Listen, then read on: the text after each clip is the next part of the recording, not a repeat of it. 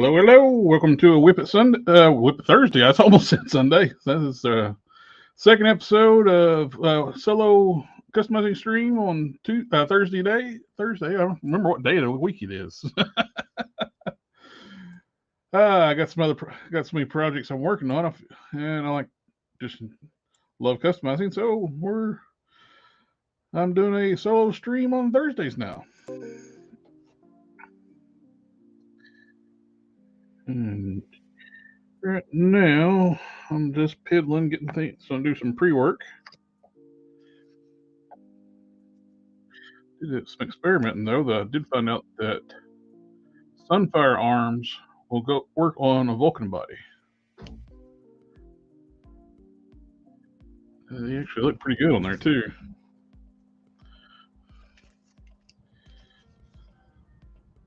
I'll show why I had to do this here in a bit. Experimenting, trying to find out what arms works on it. Oh, got some comments. Hey, what's up, man? I just doing a little bit of solo customizing tonight, and instead of doing like the Sunday streams with a bunch of fellow customizers, I'm start doing a Thursday stream by myself. Awesome, man. Got plenty to work on. Thank you for coming and joining, my friend.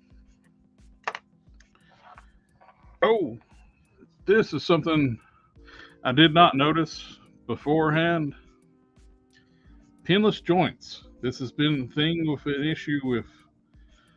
I've seen a lot of people have an issue. This is the first one I've had an issue with on my Captain Marvel. When I was looking, after I finished it up, put the final sealer on it, since this was red on red, so I never checked the joint. When they assembled this arm, they didn't put the elbow in. This is all one solid piece. When they injected the plastic for the bicep and the forearm, the injection mold has the space for the elbow, which wasn't there. So it gets injected into the mold. It looks like you have an elbow, and you don't. So I had to sacrifice the arms off another Vulcan so I can fix it. I got already repainted the other arm and got the sealer on it. So it's drying, so I can get him back together. Yeah, just a little case and warning: when you're on your penis joint figures, make sure you actually have joints. It's it's like I was getting ready to take a picture of it for like the custom showcase, and like no elbow. Yeah, really. It's like I basically had to sacrifice the arms off another Vulcan, which is a nice little thing. Sunfire arms will work on a Vulcan body. Now, they got a different size mushroom peg for the shoulders, and you can actually just use the Sunfire arms, which actually look pretty good on this mold. I am working on the dyed parts. The dye held up well. Once I let it set for a few days, then I sealed the parts, cleaned the parts with like the Winsor Newton. Then I took a black gloss, went over top the dyed parts. This is going to be my base. They'll end up being dark blue. I'm dry brushing over top of that, and I'll be doing the dry brushing on this, and I'm going to work on my merged Sentry tonight, and also the boots for hard case. I got the armored ribs through the custom ribs for the boots on one. I need to do the other side now. For the hair, I'm using the McFarlane Death Metal Superman hair. I just dremeled it out to work with the Sentry head. Just got to repaint the eyebrow. Very much so annoying. Like I've seen people having issues with the female figures not having the upper torsos, not having the neck. The shield agents, people had like where Their neck won't move because it's all one part of the sculpt. It's like come on.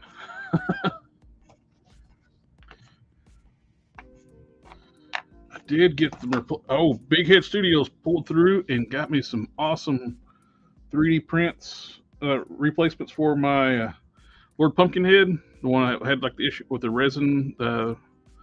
They were great, and they sent me 2 different sizes, so I can work on finishing up my Lord Pumpkin. Now the decision is, do I want to go smaller? They sent me a little bit smaller head and the regular size head. These are so much better, cleaner, crisper. Love it. And they sent a top hat. So cool. Also, for my smaller Lord Pumpkin, I got the sculpt work done for the jack-o'-lantern head resculpted. I don't know if you can make that out too well. It's blurry. Yeah. I got some sand and details, and that's going to work out pretty good. I'm using Don Sawyer, friend that comes on like on Sunday night stream. He's making a custom soft goods. Fits the it's the Pizza Spotty Buck with Charles Xavier came on. The grayish body.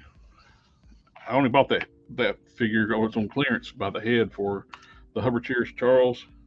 So I had no use for that body. And I happened to think about, he offered to make a custom tailored suit for a Marvel Legends size Lord Pumpkin. Because these heads are scaled for 7-inch scale. They're for a McFarlane body, which looks great, but just a bigger than my normal stuff I work on, but I still like it. It's still going on my collection. And I just dropped the head on the floor. But that's nothing I'm working on tonight, so I'm not worried about it. I'll get it later. I am working on the Merge Sentry. I got the first round of Guards Red dry brushed onto the toxin body. I'm putting the coat of red on here.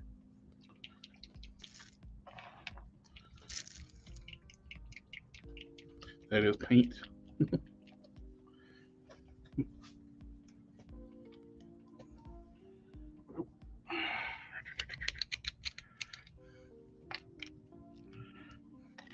So, love Tester's paint, but hate it. Their bottles suck.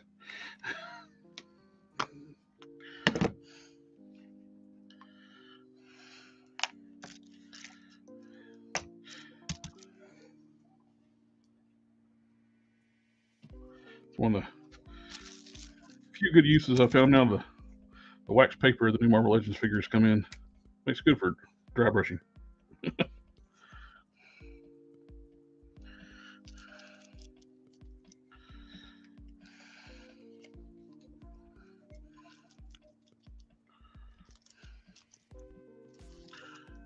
sure what I'm doing is on screen.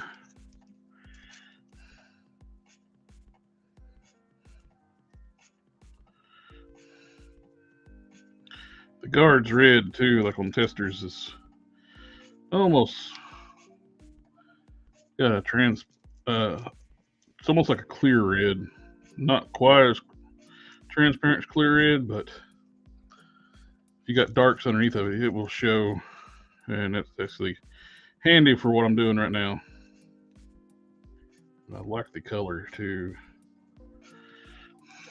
I need to find an equivalent to Guards Red in another brand, color wise.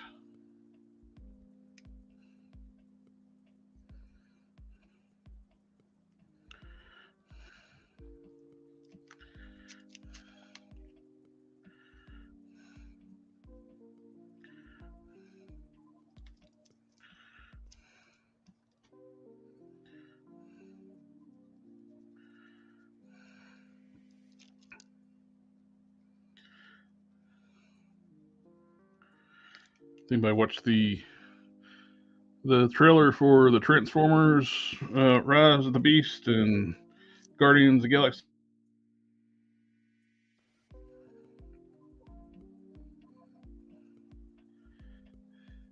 The Transformers actually look. I'm a big Transformers fan, but the live action movies have not been the best. This actually looks pretty good.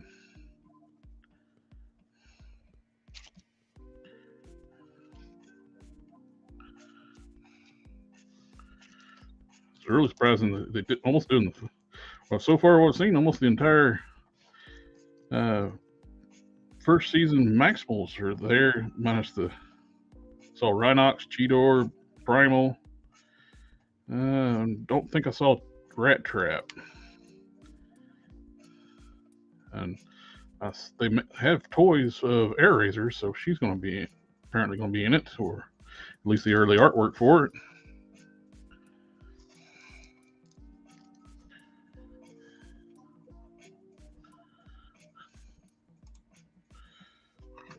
Teared up watching. Yeah, it looks good. The Guardians of the Galaxy. I'm looking forward. That's like one of the first ones I'm really looking forward to. Phase 4. The Spider-Man was good. If it wasn't for Garfield and Tobey Maguire coming back in that one, though, I don't know if I would like it that much. Hey, Nico.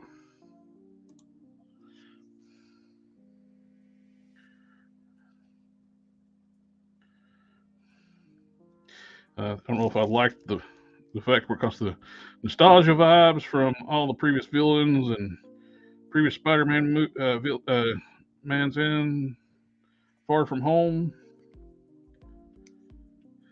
Because I haven't been the biggest MCU Spider-Man fan. Nothing against Tom Holland. It just where he's always seemed to be Tony Stark Jr. It's always never really appealed to me. Never staying on his own that much. It took me 2 tries to watch the first one. I was like, it's too teenagey.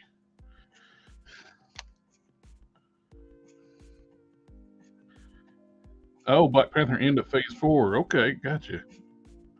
And Guardians is the start of Phase 5.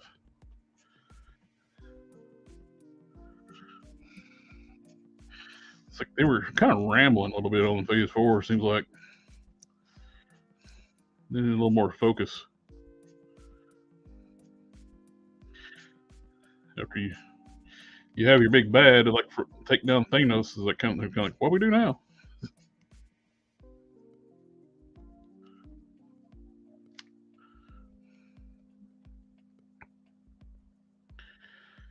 Okay.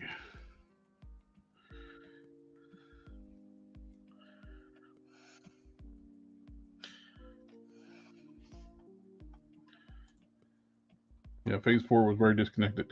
Yeah, it seemed all over the place. Tone and story.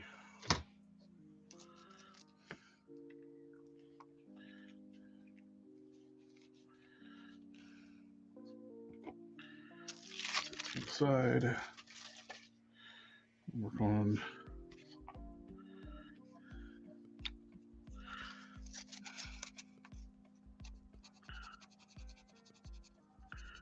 Boots.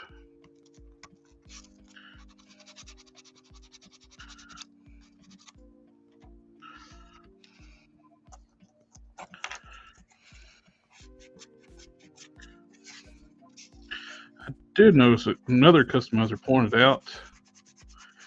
I never noticed it before. I'm going to be making Solitaire, that Ultraverse character. I got the do Bullseye. Originally, I was going to think about using a Bucket Cat, but I wanted more articulation since he's an agile character. So I was going to use a Sunfire paste mold, like off the Bullseye. But the Falcon shares the Sunfire torso. He's got all new arms. They're pinless arms, and they're bigger shoulders. Quite a bit bigger, and they actually look much better.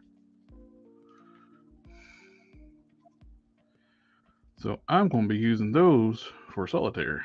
At least, yeah, at least use the shoulders on those.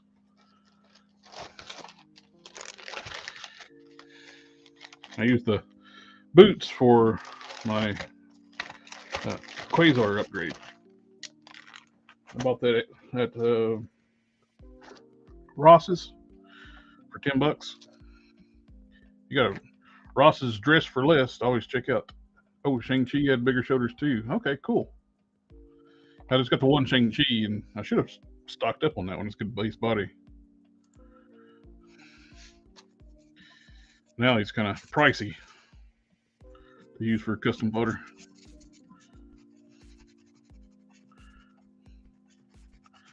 You got the retro card that Falcon 2 access to.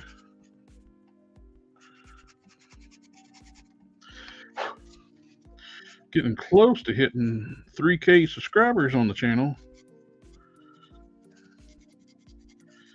That's going to be cool. Hey, Peg Zero Dad's here. Gary. Oh, Sunday we're going to do a customizer spotlight and featuring Peggy Zero Dad. We're going to do it at 7 p.m. here and midnight his time. It's going to be a fun show. And Darth in the house. What's up?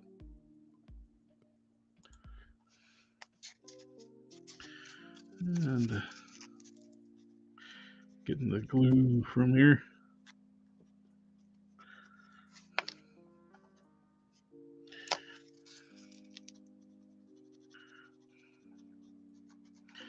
Yeah, the solo customizing, everybody, when I did that one impromptu one, everybody seems to really like it real well. So I'm gonna keep it a normal thing. I missed last week's because Thanksgiving here in the States had familiar people that I'm related to here. Tonight I got Merge Superior, Merge Century. Oh, I'm supposed to put that in the back in the bag. Hard Case are the main two. I got plenty of other things working on. I got He-Man. I got redoing the arm on my Captain Marvel, since I was taking pictures of them for the YouTube showcase. I realized he has no elbow. This is one solid piece. I was sitting there like, man, that sucker is stuck.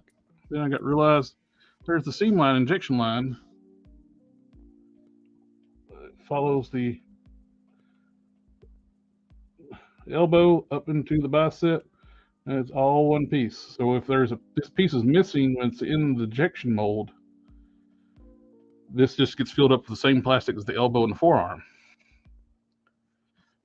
I think I actually thought about it, like, hey, they actually got the color match better, because normally on the Vulcan arms, you got such a color difference from the elbows. It's a lot darker. I was like, hey, that one looks pretty good. Didn't notice it wasn't an elbow until after the fact. Since that all solid one is already red, I didn't have to prep the joints and pinless joint. I didn't notice it. That was my bad. Yeah, Hasbro is QC stuff is like getting worse and worse, and my luck, I get it all the time.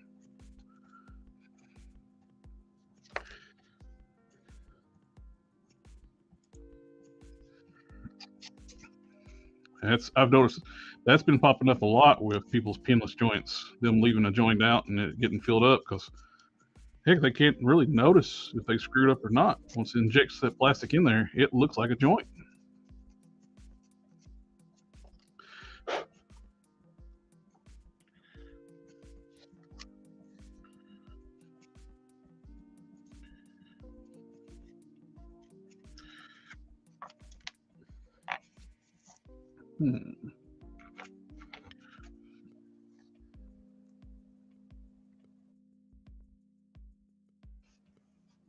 I still have not. I have no idea why my camera blanks out or freezes up. I don't know if it's freezing up for you guys or it goes black for me.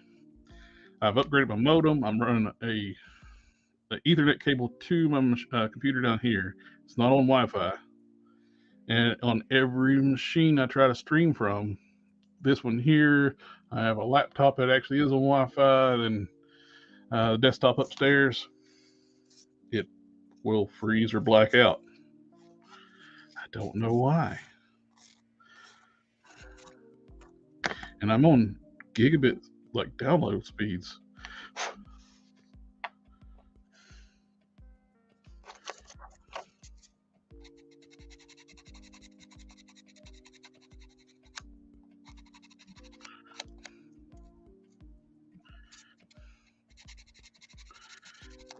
Sanding down off injection seam lines off the parts before I start working on it.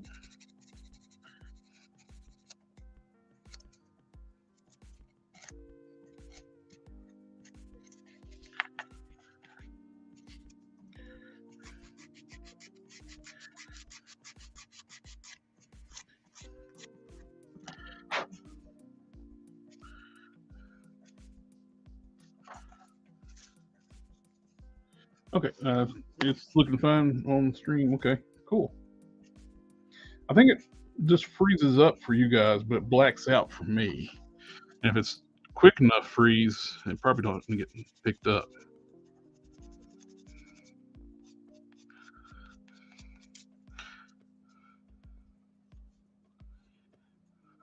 I do like the Logitech camera though. That thing is so nice.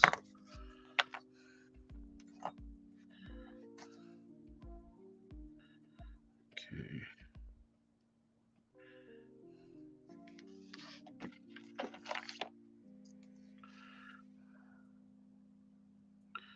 Make sure you use the right size strip to go back to where I'm starting it.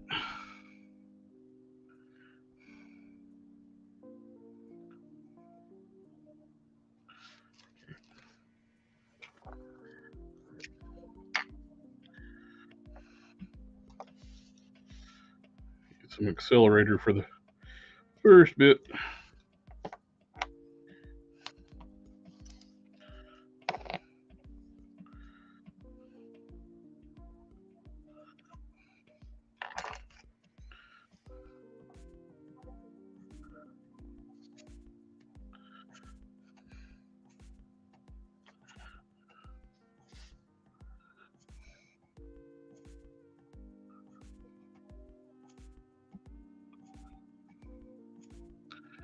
When you're using the super glue on stuff, the accelerator is good to have, especially if you need something to stick immediately.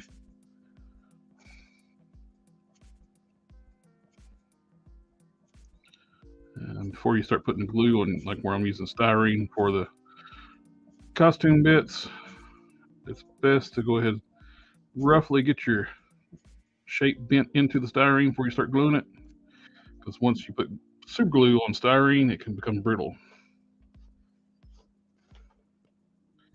Hey, evening, Chad. Busy working on. I got parts incoming for an upgrade. I've been putting off planning for a while. Their postal strikes are a real pain. Sorry, man. This is boots for hard case.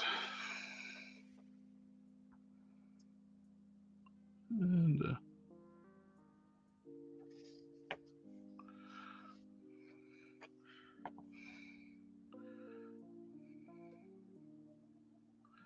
my hands are not as good as they used to be. Instead of trying to hand sculpt these, it's just easier just to use the styrene.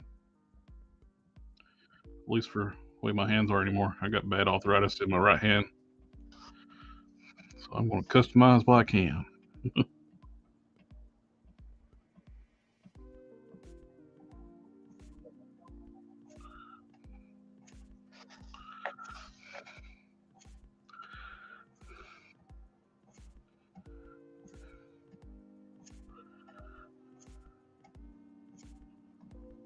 Okay.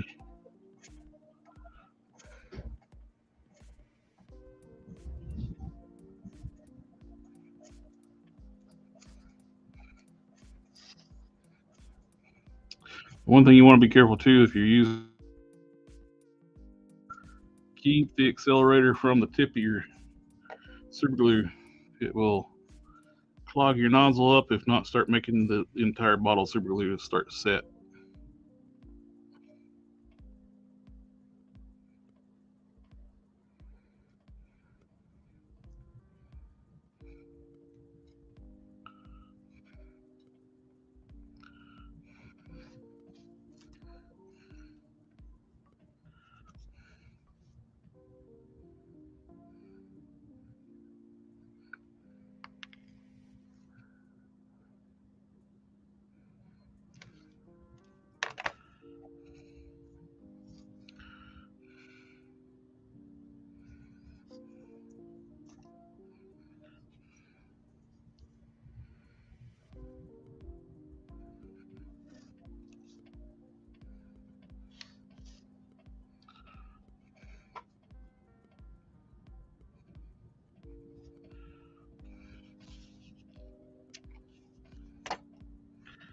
Okay. Property of picking up a new bottle.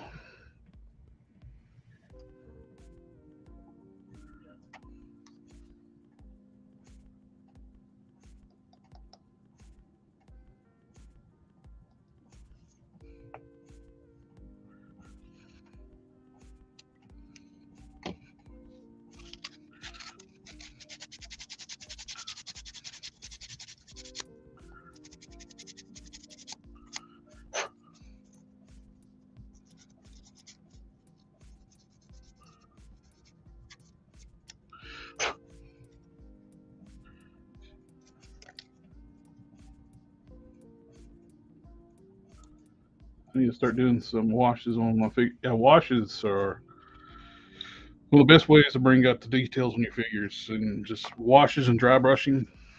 You can take a plain factory figure and make it look outstanding just with washes and dry brushing. Or sometimes washes alone do it. So I did some washes on the long figure, and it made all the details pop out and everything. You can custom make your own washes, but you also buy pre-made washes too, which are great. Uh, thought it might be him. You got me on the Hulk train. I'm probably doing a Maestro leg waist head upgrade swap. If it ever opens this box, yeah. Uh, I'm thinking I'm going to end up making Maestro. I got the Maestro right out of the box on the shelf. You end up getting uh, a few of those because they were cheap where I ordered them from. Chosen Prime. Uh, love dealing with them. They had them on pre-order new for $24.99. So I bought four of them things. Hooked up a buddy of mine with one of them, and using other ones for put one on the shelf as is, and other ones for customizing.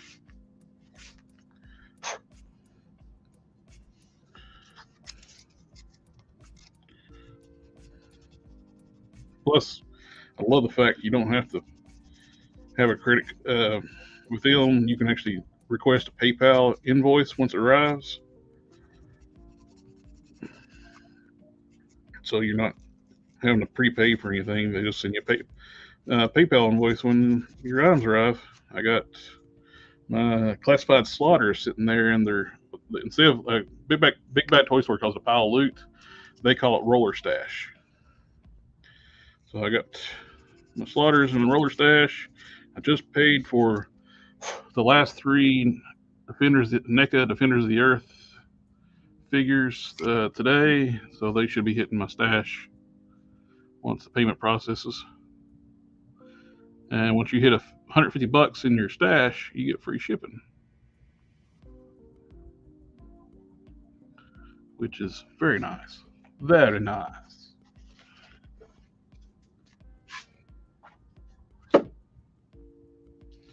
I got friends that's super impatient, and they'll ship stuff right away and pay for the shipping. I was like, I've already waited a year for the thing. I don't care the wait or whatever on some of these pre-orders. A bit of the baking soda method. A little bit of filler.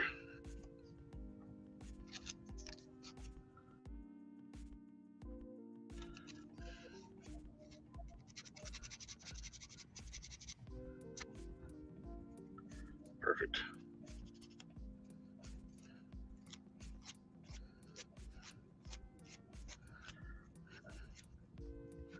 On to the next one.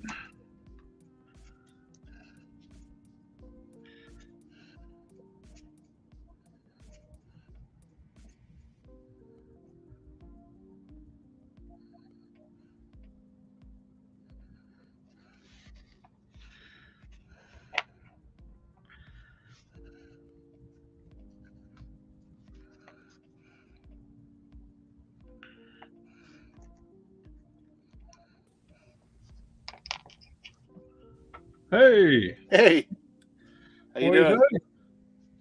say? Gluing some armor, like the gold armor trims on Hardcase's boots. Oh, nice. Try to keep putting my finger in the glue. Yeah, I didn't end up going into work today. Oh, you okay? Sciatic flare up, man. Oh, Yeah. yeah. I understand.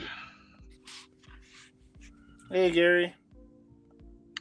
And we'll be talking to Gary Saturday. I know.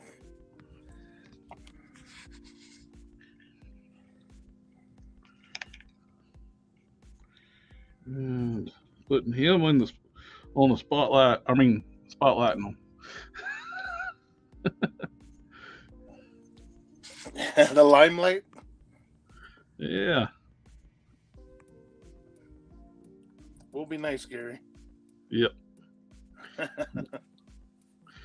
I like her. I like the customizer spotlights. Where giving everybody a chance to show their work and talk Yep. and all the different aspects of being a customizer, like to beginners to experts. We want to talk to everybody. Exactly.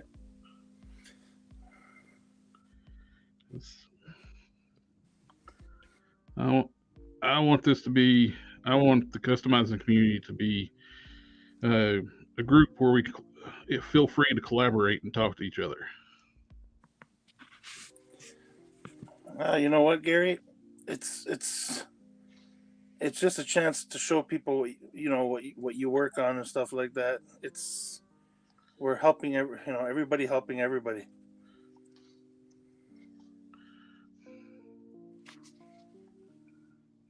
I just wish it was like that when we first started, eh? Oh yeah. It's horrible. If you could get them to even acknowledge you asked a question, you were doing good. Oh, jeez. If you can ask a question without being ridiculed. Yeah. I used to see that happening to guys, man, and you know what? Like I said, I was never really active on those forums, but when I used to see that happening, a guy first time posting doesn't know squat about customizing. He just goes to ask a question and he gets his head ripped right off. You know what I mean? And it's like making fun of the guy and stuff like that. It's like, come on, man, is that necessary? I saw that in one of the Facebook groups here today. Hopefully, somebody get reprimanded them for it. Somebody posted their um, Weapon X, and they put the hair on it, like doll style hair on it for like the wild look. Yeah. The guy like posted the animated GIF, like, "Where'd you get that hair?" And like a laughing, roll on the ground, laughing GIF. I was like, "Dude, don't be a dick." You know what? Everybody has different preferences. Look Yeah, at how for a lot of some people people. don't like soft goods. That's exactly what I was about to say right now. You know how many people used to make fun of soft goods, and soft goods is getting bigger now, man. Oh yeah. Like Well, everybody used to say, I don't want no. you got people with such great skill doing like Don and Rebel 10 Customs, and Yeah. they can do stuff from soft goods and make it look realistic for this scale now. It used to be that was hard.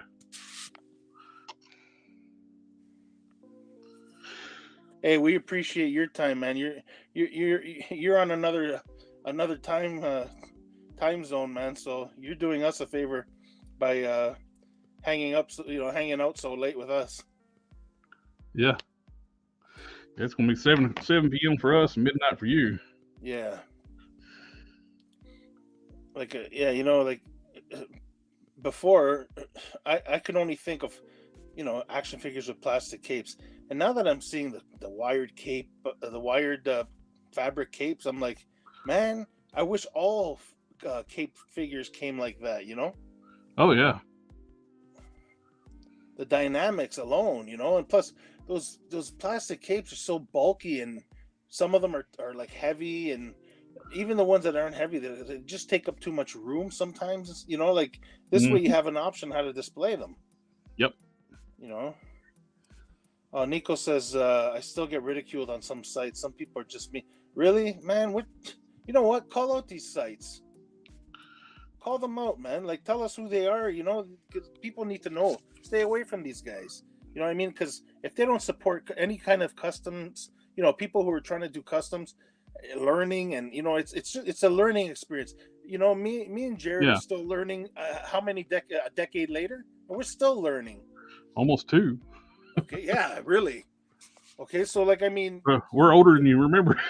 Yeah, don't. Yeah, you know what, buddy? Don't tolerate that bull. Yeah. Call them out. Tell people about them. That way, other people can stay away from them, because that's toxic. You know how many guys wanted to get into customers? Who knows how many guys ended up, after getting treated like that, just gave up and said, "Forget it. This is hard. I'm not gonna get any support." Oh yeah, and there's a lot of Facebook groups still. Like you just don't bother posting. I dropped a lot of the groups, the Master Universe groups. Love Master Universe He-Man stuff, because all they want to do is make jokes and make fun of people. Yeah.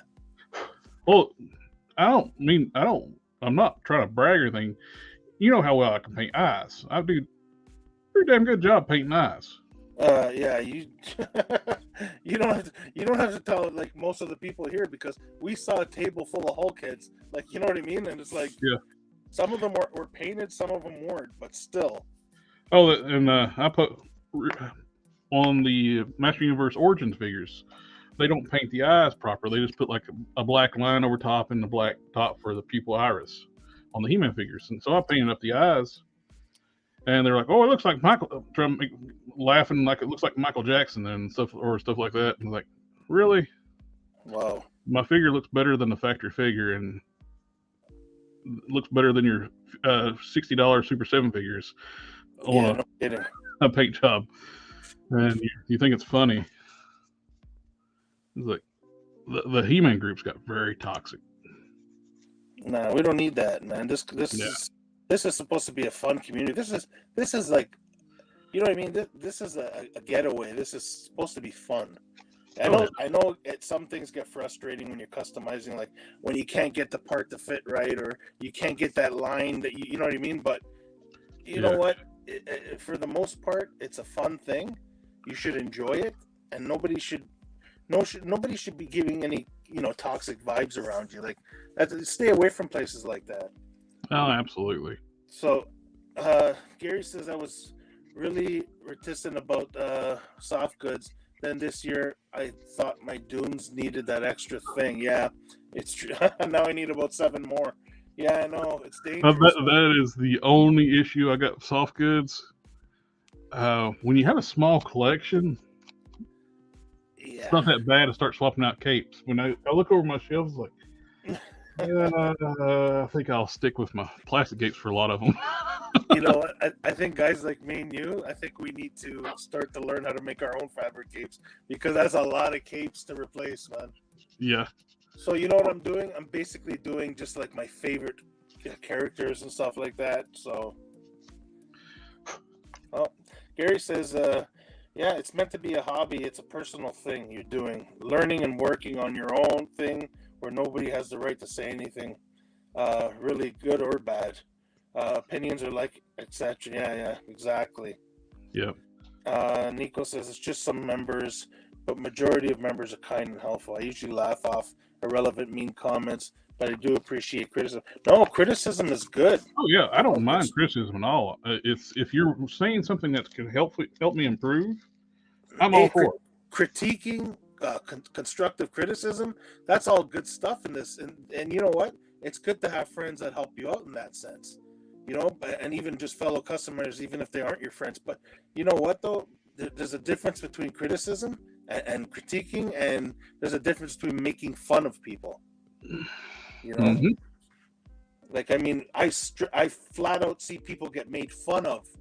You know, like, because, like, somebody will come and, like, how many guys have come onto our streams and asked what is the best kind of paint to use, or what brushes should I use?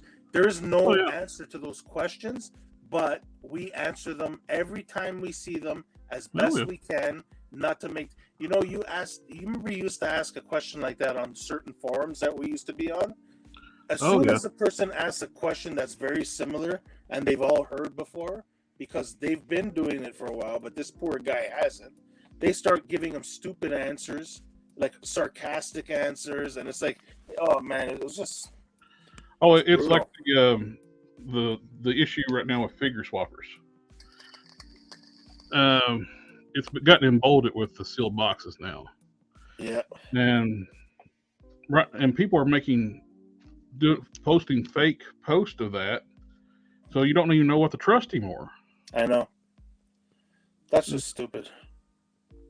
I'd warn the people if they start posting like fake stuff on the forum groups. If you do it again, you're out.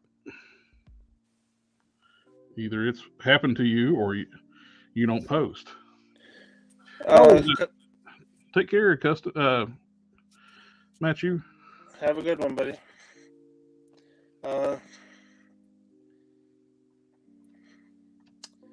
Gary says criticism can be given in a proper way. Exactly. Being rude for the sake of being an arse is just the anonymity of the internet. Yeah, tell me about it. Oh, yeah. Yeah. I'm going to cut my camera, and I'll give you a full screen here. Okay. There we go. Well, thanks for jumping on tonight. Yeah, I just had to go pick up my wife. But yeah, I've been having a flare-up. Please, anybody who's listening, excuse me as I try to lie down if I grunt. I'm on an antibiotic right now because I haven't had a diverticulitis flare-up again, so I understand. Yeah. We're old. For me, it's the job, eh? Yeah.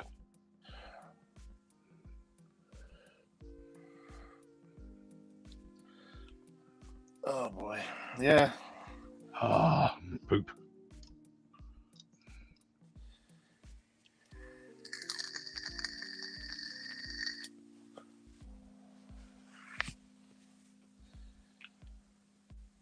Oh, guess what? If anybody from Canada, oh man, I just missed Matt. He's Canadian, right? Yep. I don't know if he collects this, but my buddy just he sent me a picture. He just got Mongol. Oh yeah. And he got the 20th anniversary Captain America. So he posted Captain America in front of Mongol. And I know Captain America went on sale because those 20th anniversary figures were a little more expensive. They're about $45-$50 depending. Whereas they went on sale from Black Friday to Cyber Monday. They were on sale for Iron Man and Captain America. They were about the price of a regular figure. So he sends me a picture and he says, he goes, thank you, Amazon, for, the figure supposed to cost this much money. I ended up getting it for this much. I thought he was talking about Captain America. So then I asked him, I said, I didn't know you got Mongol already. How much was he? He goes, that's what I'm talking about. Mongol was $30 on Amazon Canada, Really? and he's a deluxe figure. And up here they go for $59.99, so $60. So it's half price. So Wow. he goes. I think it's an error. It doesn't say sale or anything like that. I just have a feeling they thought it was one of the regular McFarlane figures. Could be. Yeah, because they all say 7-inch, right? They don't realize how big the guy is. So I turned around and I said, yeah, I go, when did you get that? Why didn't you tell me? He goes, it's still on. So right away, I was in the parking lot of my wife's job, and I'm trying to get on there before they fix the price, and I got it. So I don't know. It's probably still on. So if anybody's from Canada and you want the McFarlane mega figure Mongol, he's going for $30 right now on Amazon. Do you remember the first? Yeah, the big Mongol, the one that started all the issues with the cost of oil, and he was beefy, but his articulation was garbage, though. He looks great on the figure. He's basically a rotocast figure. He's hollow as all get out. Yeah, but you know what though? He looked good. Yeah, I got him on the shelf with my yellow lanterns. Yeah, because they made one regular and one Sinestro Corp, right? Seems like that's right. I got the Sinestro Corp one. Yeah, because it was a re-release for that one, I believe. But he, yeah, that was a big figure, and I just wish it had a little more articulation. I was gonna grab it. Yeah. But to me, it was just like a statue, eh? And I always toyed with the idea of making one on a DCUC big body. Yeah. Never did get around to it. I got out customizing for so long, and now we got such good bodies to choose from. Those things look archaic when you come around the modern figures. I know you had so many planned too, eh? Yeah. But you're right though. The bodies we can use now, like rather than using that, you can use a Marvel Select Hulk. You know. Yep. Much better body. I still got to figure out to order a Red Hulk Marvel Select. Yours got canceled, you said, right? Yeah, Amazon. I had 2 of them on pre-order Amazon. And they canceled both of them. I think my buddy has one on pre-order for me. He got 2, one for me, one for him. I got to make sure, because if he doesn't, I got to do it myself. My buddy with the comic book shop. Mm-hmm. So those are ordered through Diamond Comics, Diamond Slick, Diamond Comic Distribution, and he got rid of Diamond because Diamond would damage all his books all the time. He'd be on the phone with them more replacing books more than selling his books. Oh, I remember he was complaining about that. Yeah, it was. We were told with making a shirt like damaged comic distributors, and like a picture of a cracked diamond in the middle. Yeah, it's bad. So that's where I got my first Marvel Select Hulk from, the Immortal Hulk, which was supposed to be called the Rampaging Hulk, and they changed the name of it last minute since the popularity of the new title. Yeah, but what for? It looks nothing like that Hulk. I don't understand. I know, it makes no sense. Why don't you make one if you want to make one? Like, I know a lot of people like the story, they buy one. So, like, I don't get it. First of all, yeah, they call it Rampaging Hulk, but it's got the Mecha Hulk, or that Cosmic? The Cosmic Hulk. Yeah, it had that head in it, so it's like, okay, so what is it, man? You're calling it Immortal. It looks like a Rampaging Hulk with an extra head from Cosmic Robotic Hulk. So, like, nothing makes sense here. I'm surprised, Select. I just saw Geek Fusion's. I did too. That thing looks so good. The Beta Ray Bill. Remember what I was telling you to use it for? I'm commenting in the comments about that. Yeah, because I remember at first me and you weren't really liking it for Beta Ray Bill, but then I said, you know what that would look good for is Odin, and you were like, yes. It would make a beautiful, perfect scale Marvel Legends Odin. Odin's bigger. Yeah, he is bigger than Thor. He's not quite Hulk size. That's, you know what though, even for Better Ray Bill, that's like the perfect height. Yeah. If we're talking Marvel Select Hulk though. Yeah. Because the difference between Marvel Select or even some of the Marvel Legends Thors were huge too. But, well, you showed that really good the Marvel Select Thor too, with that came with the speeding hammer too. Oh yeah, I got that one. And it scales great with that Beta Ray Bill. Oh, I know. As Bill and as Odin. Yeah. That would be perfect for Odin. Y'all heard it here first. If I can get hold of one and get, I'll definitely make an Odin out of it. Yeah. His local comic book shop, Quinn Comics, and had it on the shelf. He walked in there. I gotta look into it. Lucky.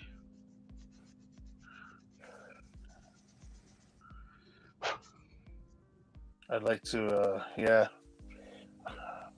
Thing is, I don't know. Have to come up with a good Odin head. I think you probably. I'm curious if the Odin head that came with the Destroyer would fit on it. Ooh, it's close to the size. Yeah. It might be a little too big if I'm thinking about it. Yeah, the Destroyer was huge. Yeah, he's smaller than the Select Hulk, but I don't think he's as. I think he's still probably between Hulk and Better Ray Bill.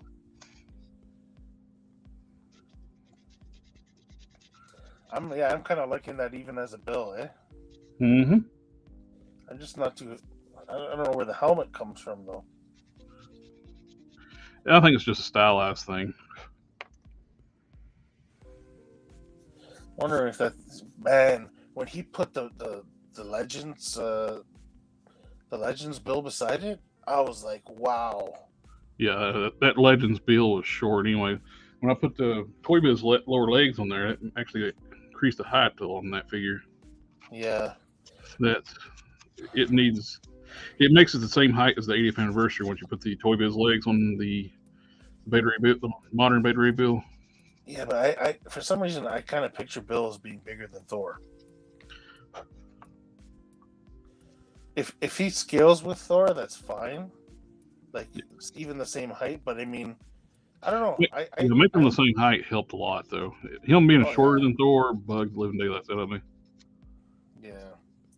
Gary says his mate got the U-Select Bill. He's a crazy figure. Just wish we get a classic Legend. Yeah, it's true, but I don't think they'll make them big enough. That's the problem. If they made them the same size as 80th anniversary, but we've seen their scale has been weird lately. Yeah. With Morg being way too small. Morg should have been the same size as the 80th anniversary Thor. Yeah, I know. Height-wise. Because they're listed being the same height. Gary said that Bill was wearing that costume not too long ago. Okay, so it's a modern costume. I guess it is a comic thing, yeah. I'm out of date with like modern comics. I'm not your best resource for modern comics. Oh yeah, I don't blame you.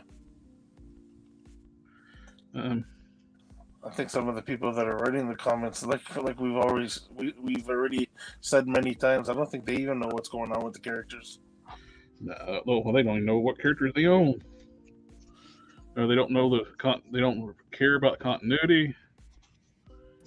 And well, like what they did with the Sentry, they forgot about two different. Sentry was a herald of apocalypse. They forgot about it. Brought him back as the regular Sentry. Then they did the merged Sentry. They forgot about it. Then they killed him off, forgetting that he's mortal. Are you trying to tell me that the Black King or whatever that guy's the Black King was supposed to be unkillable, cannot be killed, and then they killed him off. In a manner that wouldn't even bother. I think they threw him in the sun. which wouldn't even affect the Sentry. Yeah. Well, that's the thing that I don't understand is that are you trying to tell me that he would have been able to kill Sentry like that? Yeah. My real problem with the comics. I remember when Sentry bisected Ares, a demigod, Yep. with his bare hands. Did the same thing to Carnage too, didn't he? Yep. So they're saying the reason why he did that to Sentry in return, right? Because of what he did to Carnage. Yep. So, like, I mean, the thing that really bothers me about comics, whether it be DC, Marvel, whatever, the thing is, you make a character and then you set a bar. Yeah, you gotta make up rules. You can't have characters suddenly forget how to use their powers and job for everybody. Yeah, like that whole Moon Knight fiasco when all of a sudden Thor's hammer is made out of moon rock. Really? Yeah. Okay. It's Uru. And what Moon Knight only realized during that run that he can control Thor's hammer? He didn't know that before that? Come on, man. Oh, one of the coolest things I've seen they did was similar aspect but made more sense. When Absorbing Man absorbed the hammer, like the properties of the hammer, Yeah. Thor could control Absorbing Man until he changed it back. Well, yeah, that makes sense, doesn't it? Yeah. So you didn't think this thing through, did you?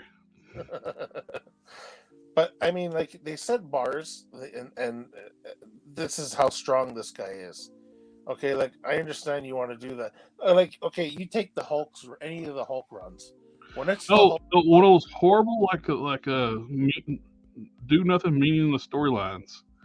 They had Spider-Man beat the Hulk instead of using the Rhino, which would have made more sense. They had him fight the Hulk and was able to stop him by dropping a cement truck on him. Really? Which shouldn't even have bothered him. That's like getting hit by an empty pop can. Yeah. Okay, like this is what I'm saying though. But all these people like use that like, so, oh, the Hulk's a wimp type thing, like, well, just the troll people. Yeah, well, that was used for years, like how weak the Hulk is. But see, this is what I mean though. Is like you set the Hulk to be this certain person, and then you want somebody else to look good. So what do you have them do? Beat up the Hulk? Yep. Or Thor, or you know what I mean? Like whichever powerful, like, I mean, that's what I mean about continuity. You can't do that stuff, right? Yep. Yeah, Sentry's so durable that he can stand toe to toe with a World Breaker Hulk, but was ripped apart by Null. Yeah, exactly. Continuity flies away. Gary says, I don't read the cosmic stuff. I just asked him where the look was from. Annihilation, maybe? Or after that. I think in Annihilation, I'm trying to remember. Because you see that picture of him with the other guys, the Annihilators? Which one? Annihilation. What character? Battery Bill. Oh, okay, yeah. It must have been after Annihilation because he kind of looked like the Marvel Legends, the original Marvel Legends figure in Annihilation. Yeah, Annihilation. He still had more of a standard look, I believe. Yeah, and he did that little stint with Omega Flight too. Mm-hmm. And I don't know how. They gave him a human form too for a while. I don't know if that's still canon. Where way Thor would transform into Donald Blake. Oh yeah. And I think they did that with Beta Ray Bill while he's on Earth. Because his normal form is alien. I don't know why they would give him when he powers down, he don't have the horse face when he's in his normal form. Oh really? He might. I seen. What is it? I seen that the fight. Where was it now? Well, he The don't fight, look like the rest of his race. He was already augmented. yes, he was like his race. One of his. He was his race's protector. Yep. But yeah, like when he fought Thor before they challenged each other, or Odin made them fight. He still looked like that. He just obviously didn't have the Thor wings and all that on him. But yeah, he looked. I know I saw like a comic about that, and even after he kind of like when he had like a draw with Thor, basically Odin said whoever's worthy, because they were both worthy of the hammer for some reason. Yeah, Beta Ray Bill passed out just a second after Thor. It was almost a draw, but Beta Ray stayed conscious just a little bit longer, Yeah. and so technically Bill won. But instead of giving them Mjolnir, he gave them Stormbreaker. Yeah, well, kind of a just thing to do, because there was clearly no winner, right? Yeah.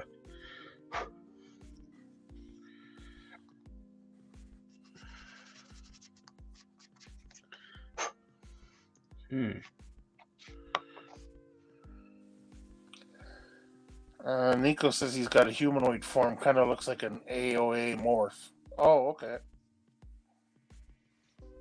Yeah. His new human form, I think, is a black guy. Is that with Omega Flight? I forget what storyline it is. It's something recent, past 5 or 6 years, I guess. I think it was a standalone title for Beta Ray Bill.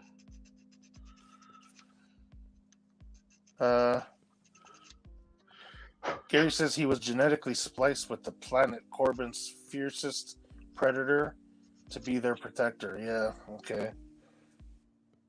Yeah, saying the Watt thing, it's like, yeah, when I was saying that, it's like, why did they give him a human form? He already has a natural form. But they did.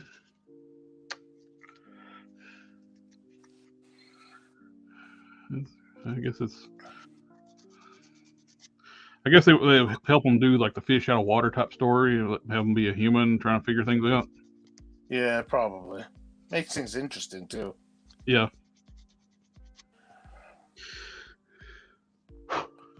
The Stormbreaker 5-part series is really good. That's the last thing I need. He read with him. Back in the 90s, there's a really good storyline I liked a lot. Is with Thor, Blood and Thunder, when they introduced like the Warriors Madness for Asgardians. Oh yeah, that was a really good. It crossed over with Infinity Watch, had Thanos in it. It was really good.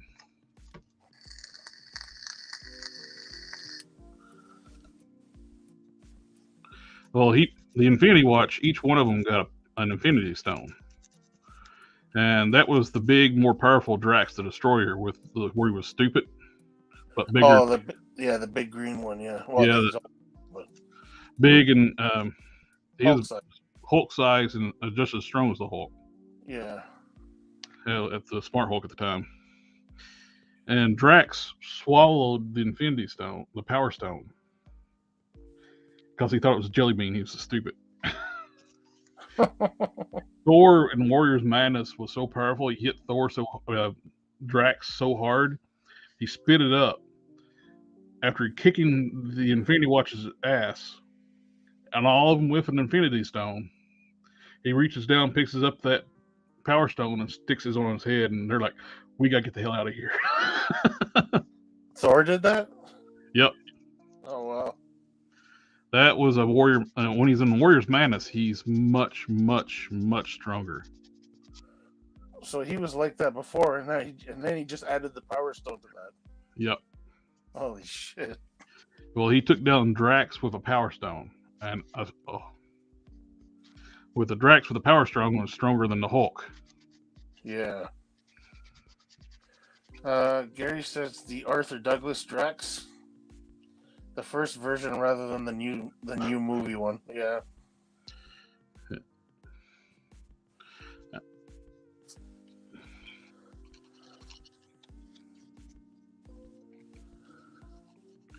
Drax was actually resurrected in that form to take on Thanos. The smaller one, right? All of them. He was human. Yeah, because I know. After the big one died, he got resurrected into the smaller body. Yeah, and that's where he's been ever since. He gained his intelligence back when he got the smaller body. Yeah. Well, I saw that one run where he's fighting Thanos. Thanos even looks different, but he puts his hand through Thanos' back and grabs his bird. Yep. Well, the problem is killing Thanos is, are you killing the right one? He's got clones all over the universe. Yeah, that's.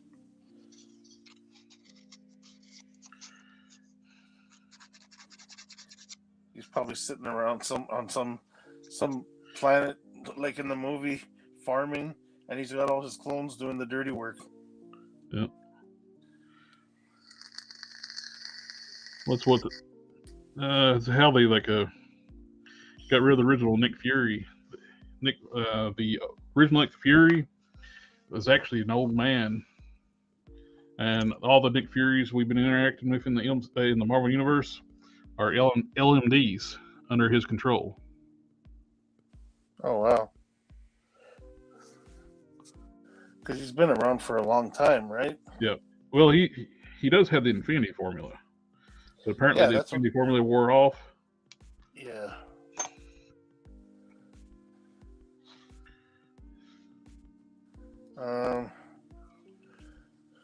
Gary says he was just a consciousness in a body that was sent to kill Thanos at the beginning, I thought. Thanks, killer him and his family by... Oh, Thanos killed him and his family by accident at first, and he wanted revenge. Yeah, Moondragon is Drax's biological daughter. Oh, okay, I see it now. I see it. I didn't know that. Nico says pre-MCU comics were better in his opinion.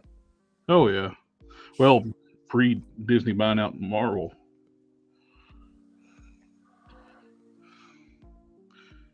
They bought Marvel in 2012, and it's been steadily declined downhill since.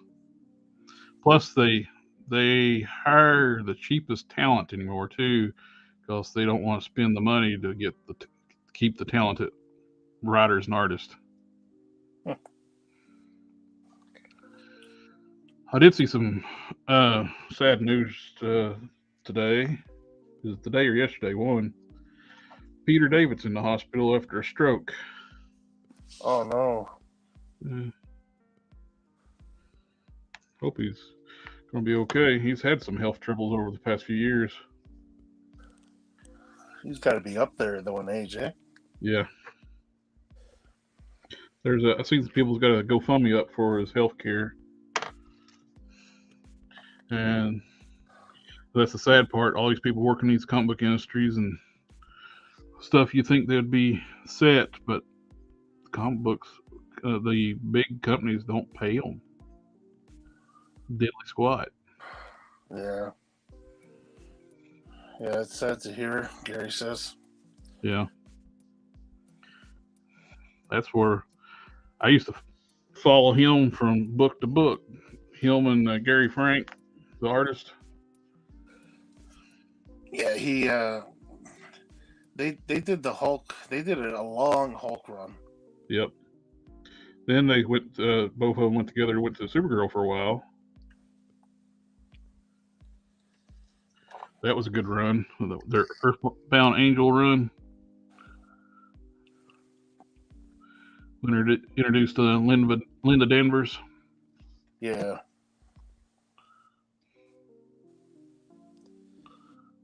Matrix merged with Linda Danvers to save her life, and that was a good run. I know they were doing the Hulk when he did that whole when he became War, right? Gary had left, but Peter David was still on, I think.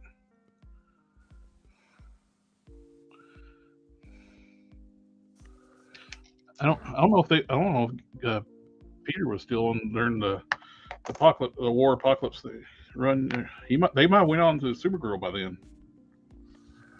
Uh, Gary says he's largely the reason he read Hulk comics for so long in the 90s. Yeah, Well, he did the Smart Hulk, right? Like the one that. he's the one that came up with the whole concept of the merged Hulk, and I still call it more the merged Hulk than I do the smart or Professor Hulk, because that's what it originally was called, the merged Hulk. The merged all the different parts of his psyche. Yeah.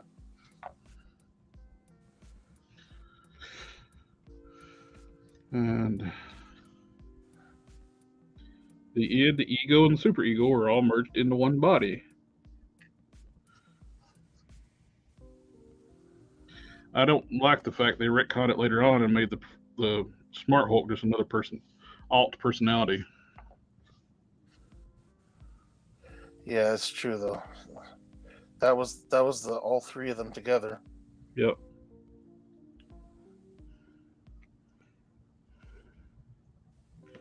It was basically the truest form of Bruce Banner because he was not trying to hide himself. He didn't have to. He was in control. He in unison with the other parts of his psyche. Well, basically that's where the whole line, I guess, in the movie. You know, he's got the best of both worlds because he was in control. You know, and Yep. he could use the Hulk. Okay, says Professor. That was what the merged persona became known as, though. Well, that's what he calls them. Yeah, because there was so like the Smart Hulk, Merged Hulk, Professor Hulk. Later on, like I said, later on the retcon that said the Professor was just another alt personality of the Hulk. Yeah. And I don't like that retcon.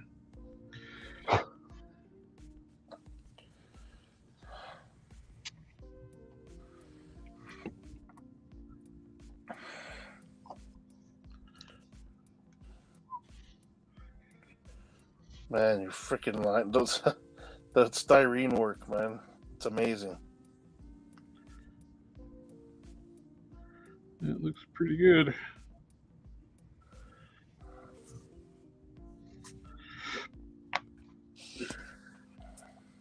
Slowly mix up some clay.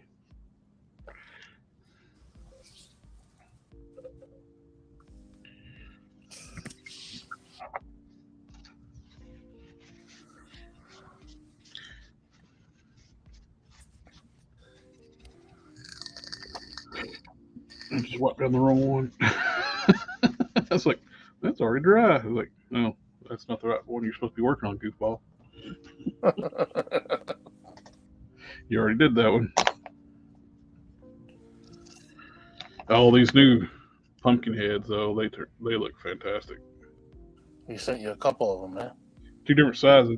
This one here is a little bit bigger. This Yeah. smaller. This is about the size what the other one was, but the other one, I don't know. I guess when he molded it, he got squished. When he made these are 3D prints. This is a mold he made from a 3D print, Oh, okay. and you notice it's like squished down. Huh. And these are more rounded. These are beautiful. I'm probably going to use a smaller one because It's still gonna be the right size on that body. yeah, I think it's going to look good. And it's still too big for a Legends body, but I think it's going to be perfect. Perfect for my needs. And that top hat that was crazy. Yeah, that top hat's cool. Oh, that's just so damn cool. I sent a box of cannons, one of my extra Caliban torsos. Oh yeah. So you can use that for like sizing the Primeval head. Oh, perfect. He's making a new sludge head too. Oh, nice. Yeah, the one with you wanted the one with the eye kind of like behind the goop and all that. Yep, and the teeth, gritted teeth showing. Oh, that's gonna be wicked. Gary says because he's been hypnotized by the ringmaster, into thinking he was in control and all that other nonsense. Continuity will drive you. Oh yeah. It was a Doc Samson working with the Ringmaster that helped merge the psyches together. Then they actually put a failsafe inside the Hulk, so when he got enraged, he wouldn't go savage. He turned into Savage Banner, and that's how he got the shrapnel on his head. He jumped on a grenade. As soon as he calmed down, he would turn back into the merged Hulk. But he had shrapnel in his head. Oh wow! That's why he became a Horseman of Apocalypse. Two things.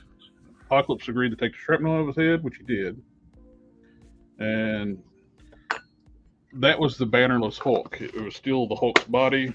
Mm-hmm. The banner was in the Heroes Reborn universe at the time. Somewhere out there, there's a gung-ho without hands, Nico says. Oh, yeah. Yep, there is a set of gung-ho hands right there.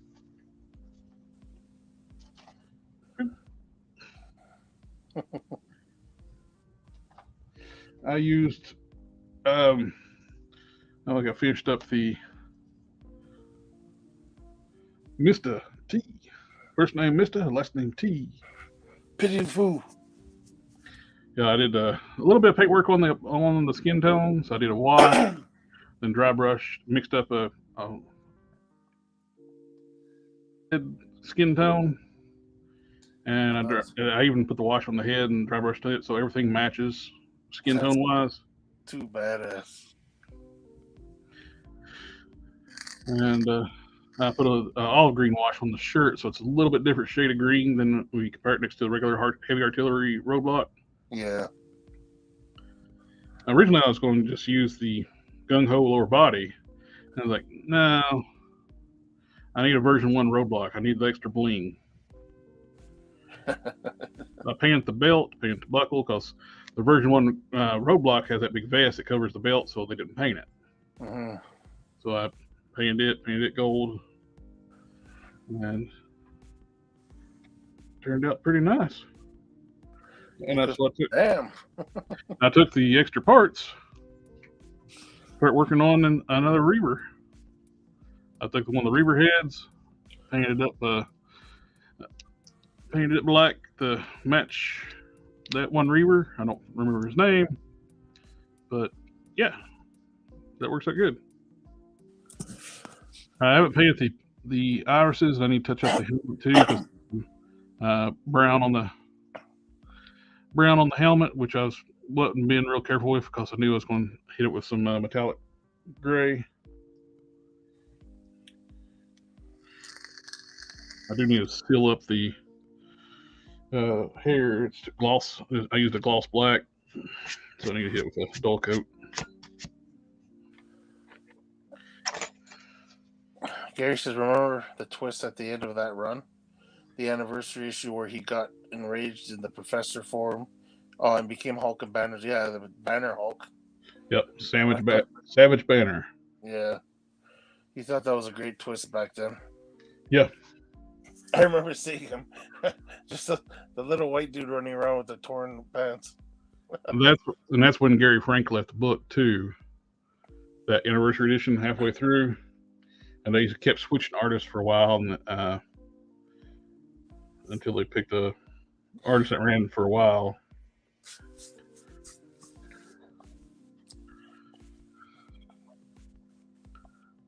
I like the way McGinnis draws the Hulk, though. Yep.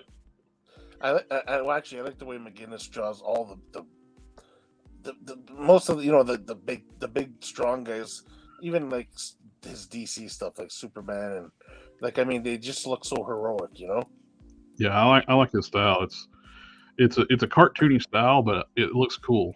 Yeah, it looks really.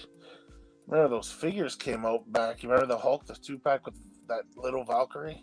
Yeah, that was sort of his style, but yeah, it was Guinness. Yeah, I would like to see like a figure like the size of the 80th Hulk in his style. So Gary started reading the Hulk a little bit before I did, and I started reading in like the 390s.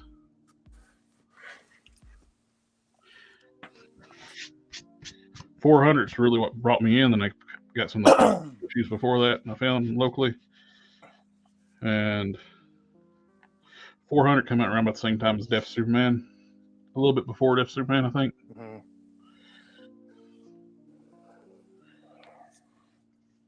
I think Gary Frank came on around either 401 or 402 as the artist. And he did it for like 25 issues. Halfway through the anniversary 25, he left.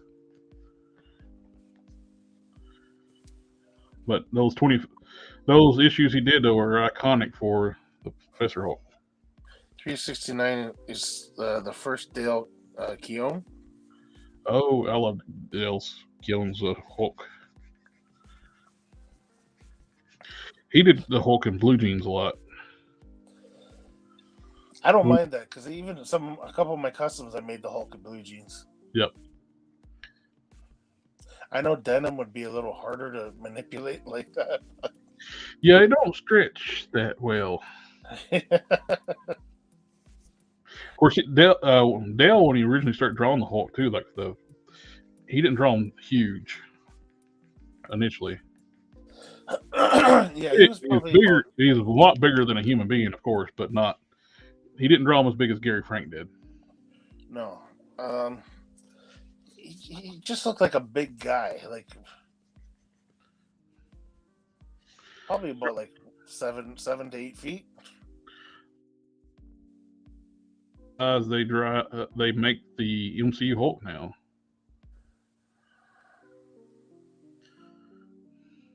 Because the MCU Hulk now is smaller than when he was the Savage Hulk in the MCU. Yeah.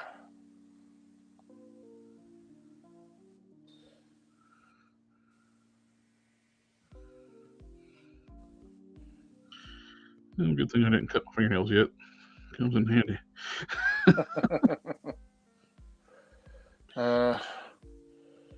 Gary says I didn't like Sam Keith's art, so I didn't go from his. That's why my professor has blue trousers. It's based on a fridge magnet of Keown's art.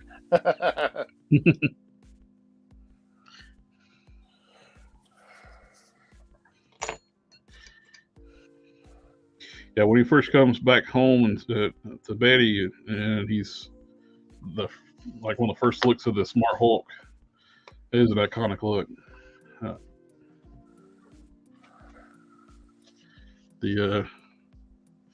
think was it 377?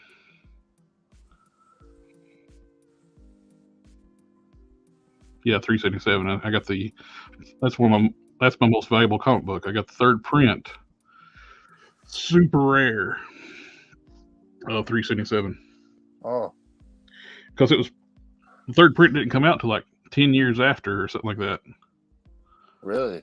Yeah, it's like it was weird. It's like I wouldn't even had it. If a friend of mine had a comic book shop in my old hometown, and he the order books, like the previews book, I'd fill out the order book, the order catalog, and I seen that like available for order. I was like, I'll order that. And I sat in my collection forever, and didn't think nothing about it. I happened to pick up a price guide one day. I was like, "Wait, do what?"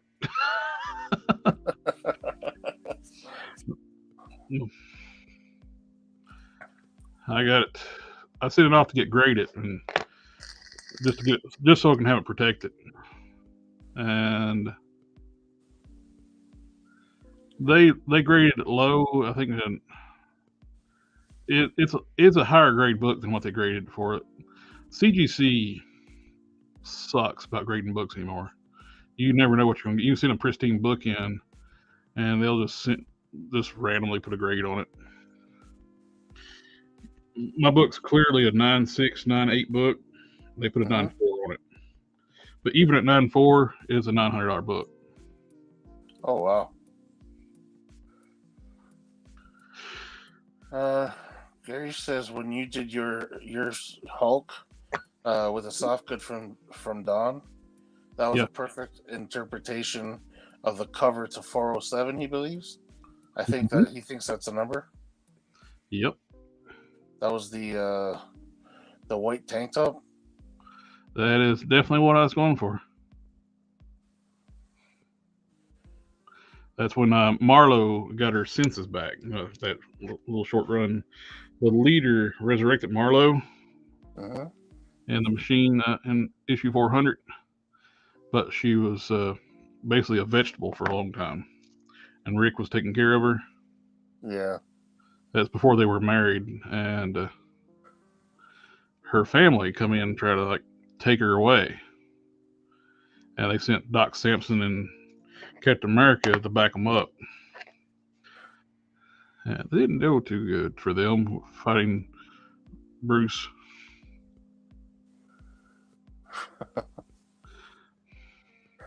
That's the cover where he's Captain America's around his neck like a necklace, and Doc Samson's trying to punch him.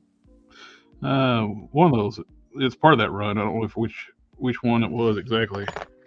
It was like I think 2 issues or something like that. Then at the end of it, while they're fighting, the Hulk's basically like got Captain America wrapped up in a stop sign. And she's like, Marlowe slowly says Rick's name, I think.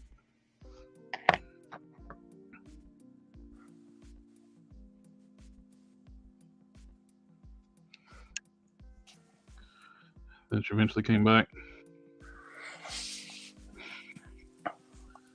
She was originally Joe Fix's girlfriend. Oh, really? When he was Joe Fix, he dated Marlowe. When he was the mob boss in Las Vegas. Yeah. I'm still trying. Maybe one of our. Remember, I asked you a question. I asked a few people. Okay, I never. Yeah, Gary says that's the one. Maybe Gary will remember this. I never had the comics, but I remember when he was a bodyguard in Vegas, or he was like a doorman, whatever. And I just remember reading this. I saw this one book where the end of it, Joe Fixit goes to throw somebody a punch, and I guess his bodyguard or whoever the guy was stopped his fist in midair. It was a big dude. I don't remember how he looked or whatever, but I remember the thought bubble coming out of Joe Fixit was, this guy just stopped my punch in midair. Who the hell is he? Type thing. Now, I just wanted to know who that character was. Oh, I can't remember. I do remember that story, though. Frost? Is that the answer? I don't know. It was there before I even finished. I don't know if Gary just told us. Do you know of Frost? I can't remember. It's because I didn't start reading. I remember like somewhat of the story, but I wasn't reading it at that time. Yeah, like I said, the book was there. I was just looking through it, and I remember seeing that one scene where the guy stops Joe Fixit's fist in midair, and Joe Fixit is kind of like shocked himself, right? Like, yeah, how can this guy do that? Like, who is he? And that was it. That was the ending of the book. Is that the character's name, Gary Frost, or is that something else?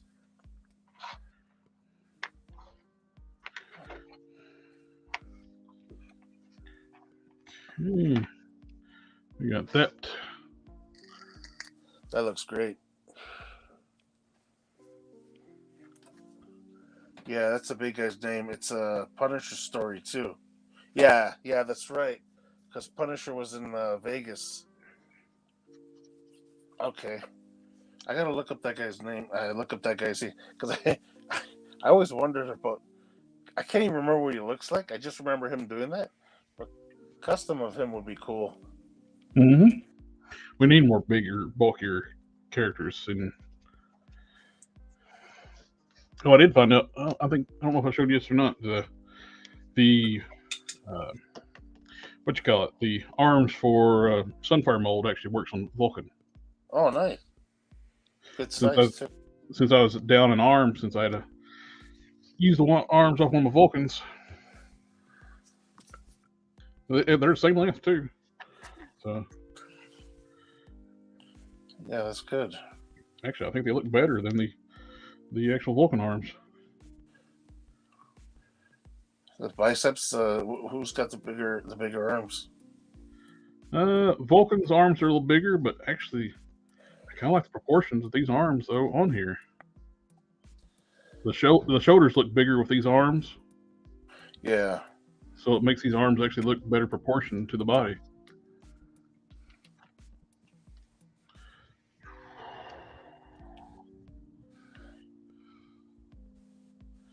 Try to figure out.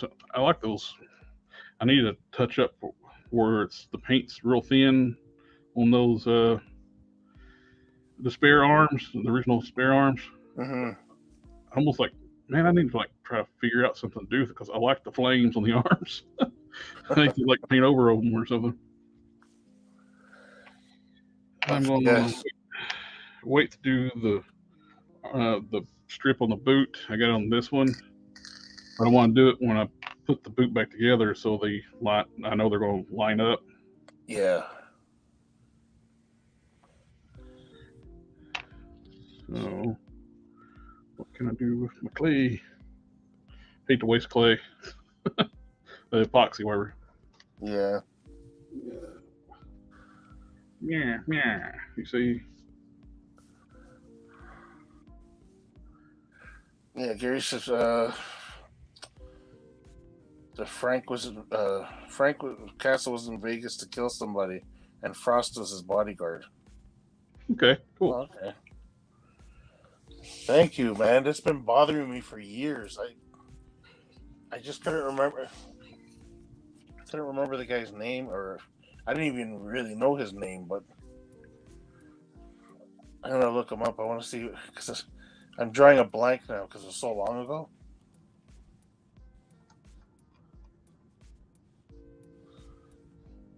I don't know if he was a super powered guy.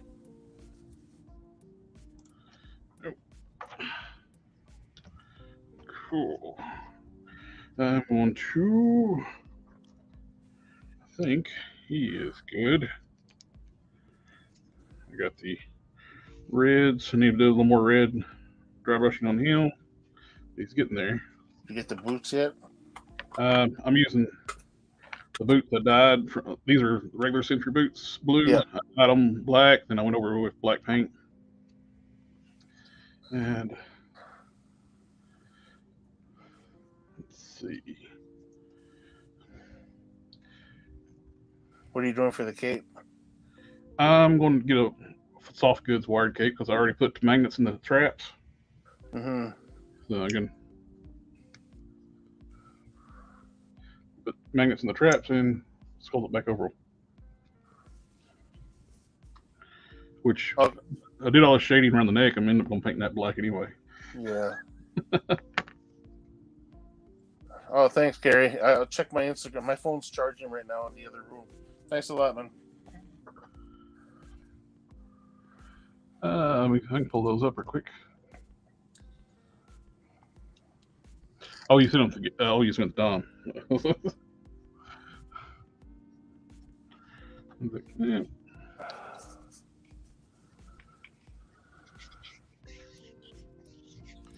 Let's see. I was thinking if I get some red dye, if I can just dye my Sentry. Would he turn out red or would he turn out orange? That's the question. I'm thinking because it's yellow, it'll probably take the dye. Yeah, that's the question. If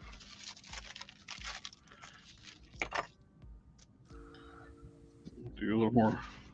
I painted these Young Thor bracers black, so I don't have to paint the forearms, and it actually works out better with the merged Sentry look. Where's that? It's laying here somewhere. There it is. The gloves go on the back of the hand a little bit like a triangle, like a curve down. That's Yeah, yeah. what these bracers do. Oh, perfect. So you don't have to worry about painting that. Yep, and they're made to fit this mold. Oh, so you don't have to do anything to the hand then. Nope. The only paintwork besides the red I got to do, paint the black around the neck and paint the belt.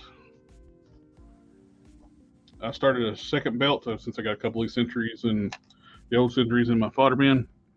I got one leaving the gold, but I got looking at the artwork. It's black with just the center white. So I sprayed the white to get a nice smooth finish. Yeah, I think the black will look. I know what you mean. The gold looks good, but the black will really pop on there. Gary sends you the pictures too. Okay. Oh. Thank you, Gary.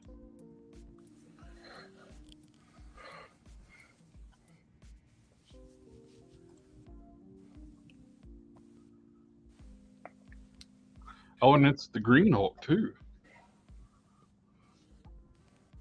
Oh, I got this book. I bought some back issues. I got that.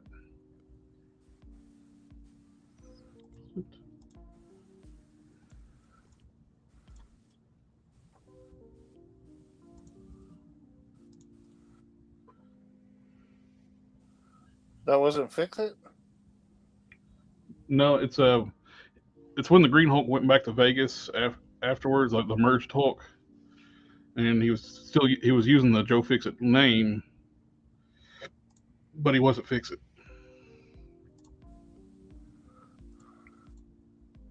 Issue 395.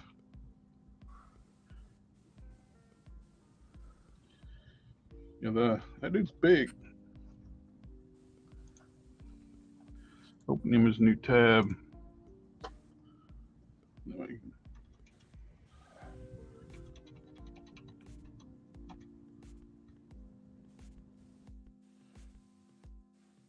How powerful was Frost? That's what I'm saying. See, something like that. If it was Fix It, I would understand. But the Green Hulk, see what I mean? How they just to make somebody else look strong. But that's even in Hulk's own book, though. I know. That's weird. But I want to know. Like, I'm gonna look up what this guy's about. Like, what is he?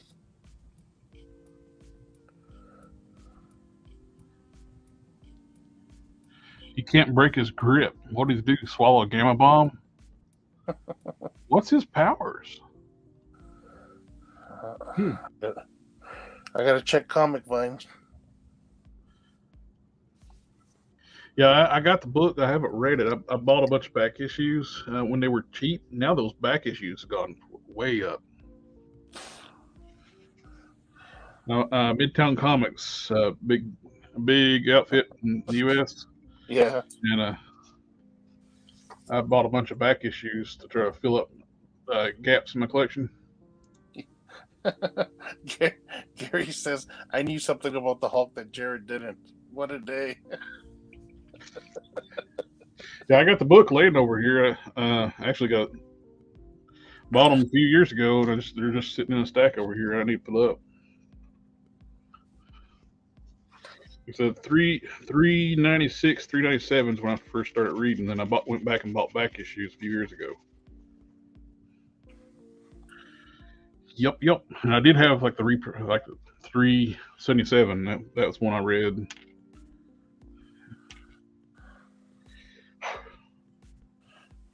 Trying to think. Like when the Hulk played Rope-a-Dope, played Possum, he pretended to let the Panathian beat him, so they'll take him to their base. Oh yeah. Is that with that big? That was their kiln. Isn't that's with that big guy Ajax or? Yep. That would be a cool Build-A-Figure. We'll never get stuff like that. No.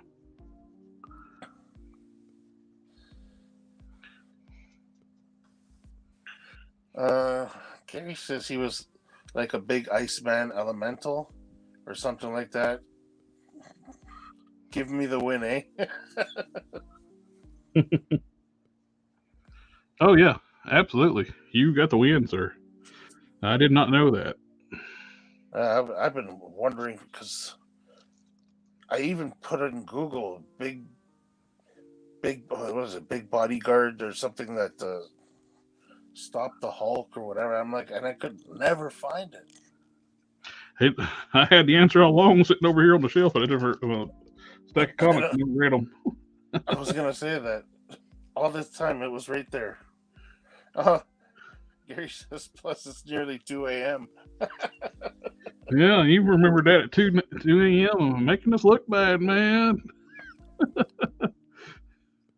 Well played, good sir.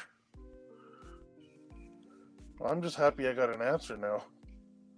Yeah, now I want to look up the character. Well, he's on that suit. Could use that Joe Fix figure to make one. True.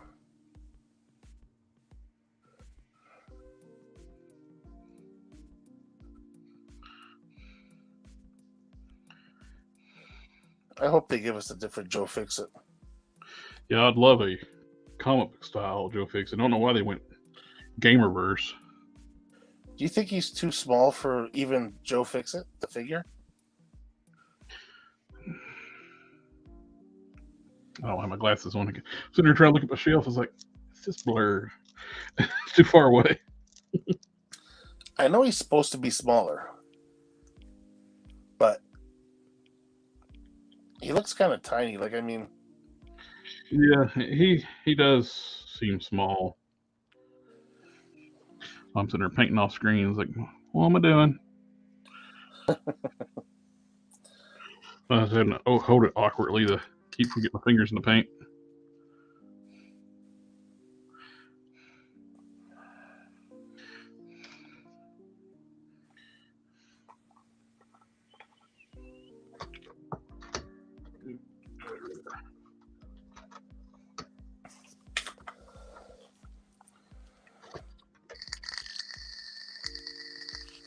Vice with one of the mushroom pegs yanked out for lower legs. If you want to turn your camera on for a second, I need to step away just for a second. Oh, you're laying down now. Never mind. Yeah, I could just entertain our guests. We got 15 watchers tonight. That's cool. Well, welcome everybody to all of our watchers. Hey, you guys!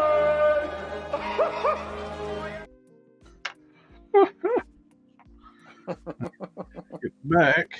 I'll start doing some dry brushing on hard case. Man, I just knocked the brush out of the water. Gary says, I did my fix it on the SDC the SDCC Hulk. One of the early leg splices I did before I learned Jared's trick.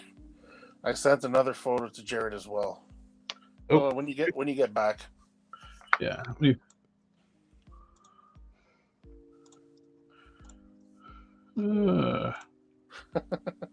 Show.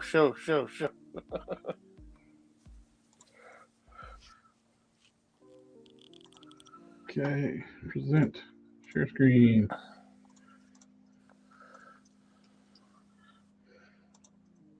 What are we looking at? Oh, I'm increasing the wrong screen.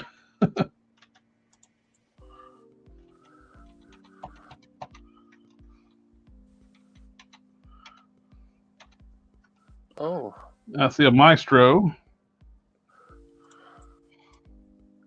I see Thor getting new arms. A maestro in a package. Yep. I see an air purifier and a bunch of comic books.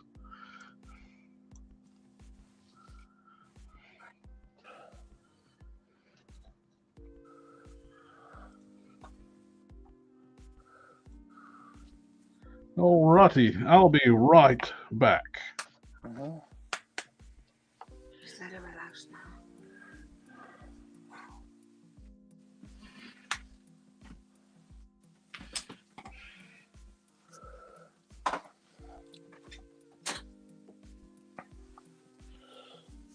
So looking forward to Saturday, Gary.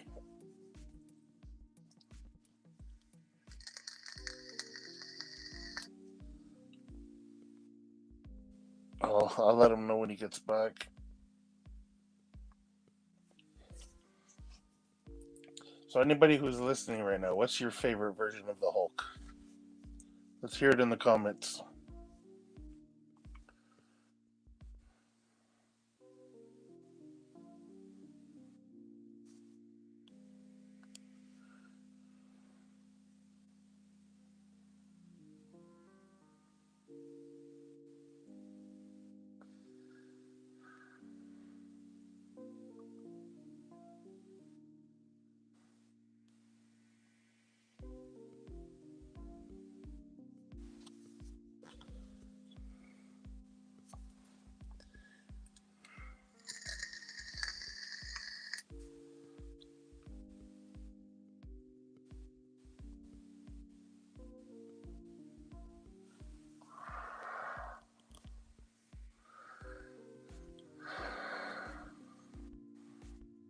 I am back. World War Hulk, Immortal Hulk. Gary said that was his Hulk run in the boxes, plus the Maestro he'll be doing. Sweet. And I asked a question while you were gone. I said, what's everybody's favorite version of the Hulk? Bendy says the Tumor Hulk. I'm not familiar with that one. Is that a modern one? Gary says the comic box is his Hulk run. And the Maestro, he's doing an upgrade based on the Toy Biz one, using the new deluxe figure and the old version. I'll tell you about it on Saturday. Yes, we're looking forward to it. Sweet. Nico says World War Hulk and Immortal Hulk. And Gary says, you know mine. Yep.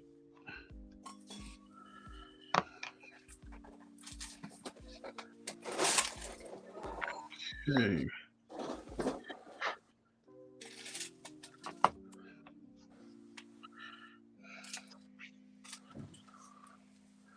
Benny says my favorite is actually the Thor Ragnarok Hulk.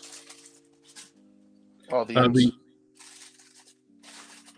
MCU version, or like the figure, the action figure. The build a figure was pretty nice on that one. Plus, well, the Marvel Flex one is too. And the SH Figure Arts. They call it the Infinity War Hulk, but it's Ragnarok Hulk. Yeah, without the armor. Yeah, that's Hulk at the end of the movie. Yeah, which is what I'm thinking, that the actual Smart Hulk Build-A-Figure from Marvel Legends, his lower body is identical to the way he looked at the end of Ragnarok. Yep. It's just the upper body's too small. With all the armor, yeah, he looked good. It's basically their version of Planet Hulk. Yeah, no, I mean, you remember the... Well, I was answering Bendy there. As he was talking about with all the armor. Oh, okay. Yeah. Yeah, that thing looks funny, though. I remember comparing a picture of that on Facebook. He has the exact same tears in his pants. Remember the scene where they're standing on the bridge there? Mm-hmm. Which never really happened in the movie because the Hulk wasn't on the bridge with Loki, and it was Loki, Thor, and Valkyrie. And in the trailer, I remember the original trailer showing Hulk in that picture. That part got canceled out. Well, if you also too, like in Infinity War, we saw the Hulk running in Wakanda, running toward the bad guys. Yeah. Well, that whole scene didn't happen. Yep. Did you see the dubbing Deadpool on a scooter in front of him? You ever seen that? No. Oh my god! So picture what you see there with all of them running, the Hulk and everything, and I don't know how they dubbed Deadpool in there on a scooter in front of them, and he's going at it with. I mean, he's joining them. I really wish Endgame, when they brought everybody there to fight, they had brought the Netflix characters and the Agents of Shield. Like they could have brought Ghost Rider in, man. I know that. That scene would have been you seen the Hell Charger just plowing through those bad guys. Okay, can I tell you something? They are always trying to think of a way to introduce these characters. Why not that point right there? Yeah. You needed a way to introduce these characters into the MCU. That was your way right there. Well, characters like Luke Cage and Jessica Jones would have been an asset there too, because they're both of them superhuman. And you could have just had Punisher coming in with a freaking, with a big old Gatling gun. Like, I don't know. Of course, a lot of them bad guys I seen in that big fight, an A10 warthog making the brrrr noise would have took care of a lot of that. Oh, I know. I know, eh? Unlimited ammo. Yeah, the A10 warthog is a badass machine, especially at low speed. It's like a low speed, like strafing type plane. It's like, yeah, that'd been perfect for that. That thing just sounds crazy, man.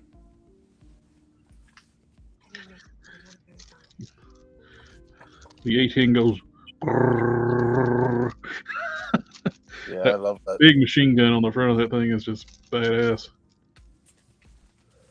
Lar A says, I wonder if the MCU will bring Eric Bana and Ed Norton back as variants. Variants are a cheat code for them to bring in comic versions without needing background. Imagine them bringing in World Breaker. Yeah.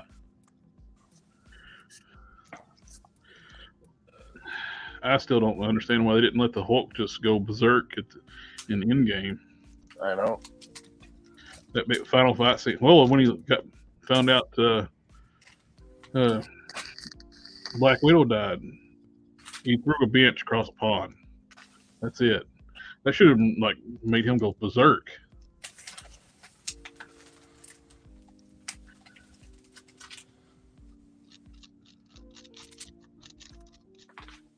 Yeah, Asha sacrificed died, and he just kind of. That's it.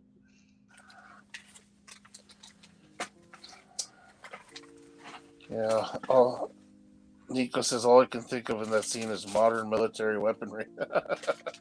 Yeah. Bendy says that would have been cool, yeah, if they brought in all those characters, right? But he just sat on the side with a broke arm. You know what though? Given what, when you consider how a lot of people are, me being one of them, is upset about what the Hulk could have done in Endgame, but we do have to consider what he actually did. Like, for him to be able to do this, to bring everybody back, like he pretty much, you know what I mean? Like he was the only one who was capable of doing that. Yeah. And not only that, like another feat, he was holding up the whole complex with his left arm. Yeah. You know what I mean? Like the whole complex he was holding up with one arm. So, like, I mean, those are feats of strength. They all would have died without him holding the complex up. Well, that's what I mean. It's like, and he was one arm too. Like, and it was, I guess if you're gonna say he's right-handed, right? Like, I mean, it was his bad arm if you think about it, right? Like, which sucks though. They're not allowing the MCU Hulk to have a healing factor. Yeah, that's stupid. That's just dumb. Well, he did. Ed Norton's Hulk had a healing factor. So did Eric Bana's Hulk. Well, that's like one of the key things about the Hulk. They always talk about, like, even like the Bill Bixby TV series talking about, I've seen broken bones mend in front of my eyes. Yeah. Why couldn't Tony's AI just snap? probably has to have a consciousness. Yeah, because it's got to think about the people that it's bringing back. It's got to.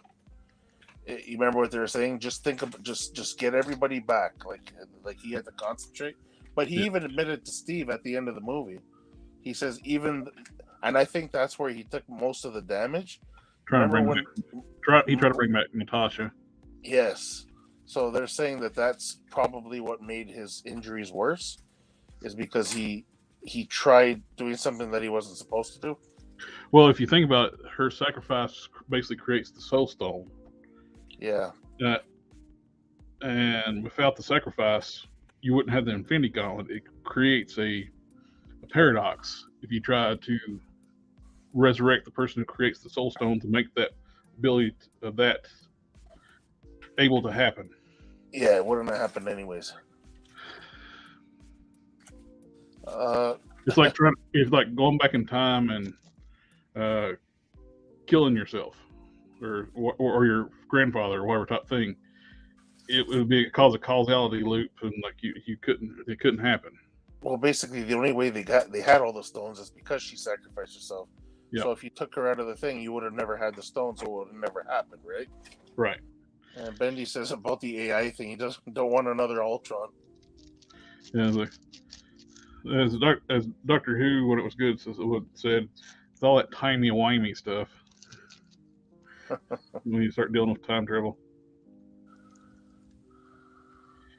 It creates a paradox if you try to undo it.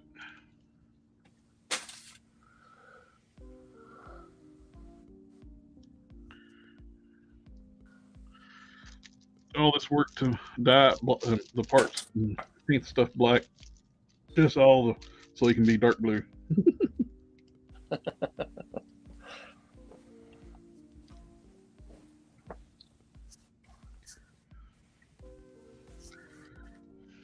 Well, that's the thing with the comics, is they never really use the color black.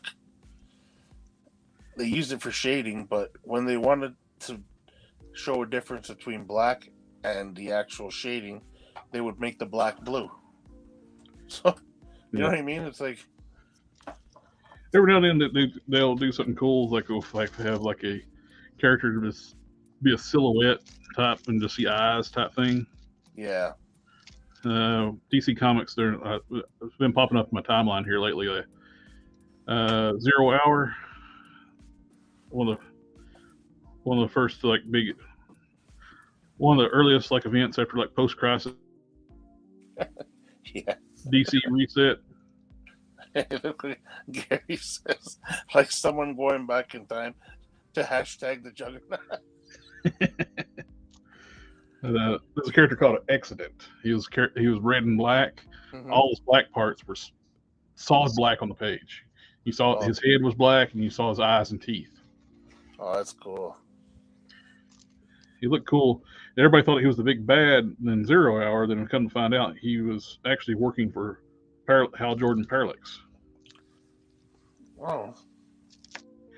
Hal Jordan was wanting to reset the DC universe to resurrect Coast City.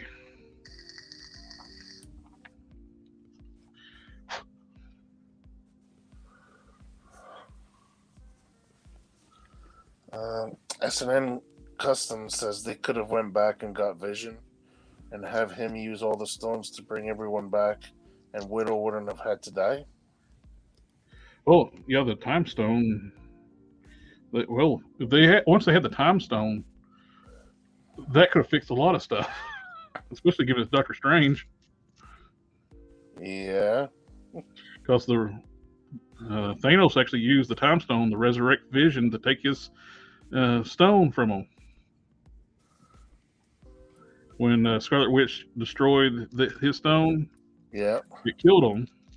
He reversed time to bring him back to life and take the stone.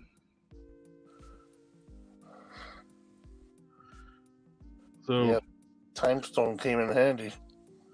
Well, he was able to use the Time Stone basically to beat a threat far greater than Thanos, the Damaru. Yeah. And anybody thinks Thanos is a bigger threat than Damaru, well, what they showed is you're kidding yourself. He was a god of that other universe. He was all it was.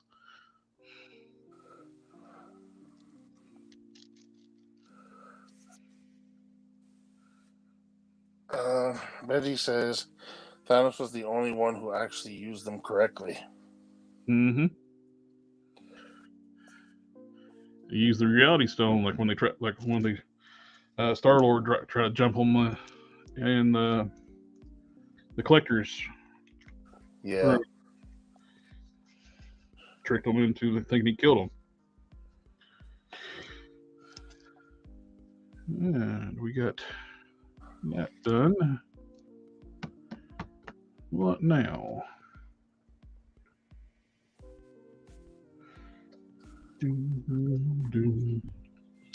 The skull for the Lord Pumpkin, the smaller head, he didn't since it's 3D printed, he didn't have a translucent green core for me to have. That's going to be the light up feature on the smaller head. So I used some blue stuff to make a mold. So I'm going to run some clear resin and put some green dye in it. Resin dye. I can make one. I can just drill out the center. That should work out pretty good.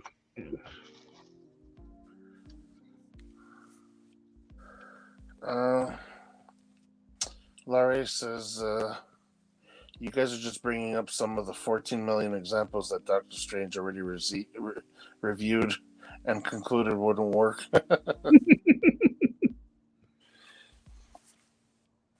Oh, Modesto's watching. He sent me a thing on Frost. Oh yeah, he told me. I got a couple messages on Facebook. Not much was revealed about Mr. Frost in the comics. He was working for a mob boss in Vegas when the Hulk came in disguise as Mr. Fix-It, another Hulk personality. The first time he confronted him, the Hulk recognized his strength when he was unable to break Frost's grip.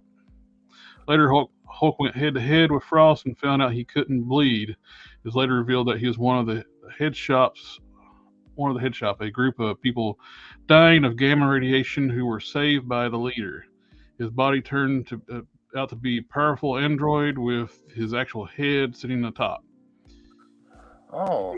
He could also cover his body with ice and may be immortal, but it hasn't returned since the book in the early 90s.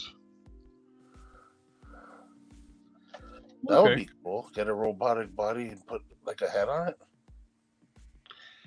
So he was a cyborg, basically like a...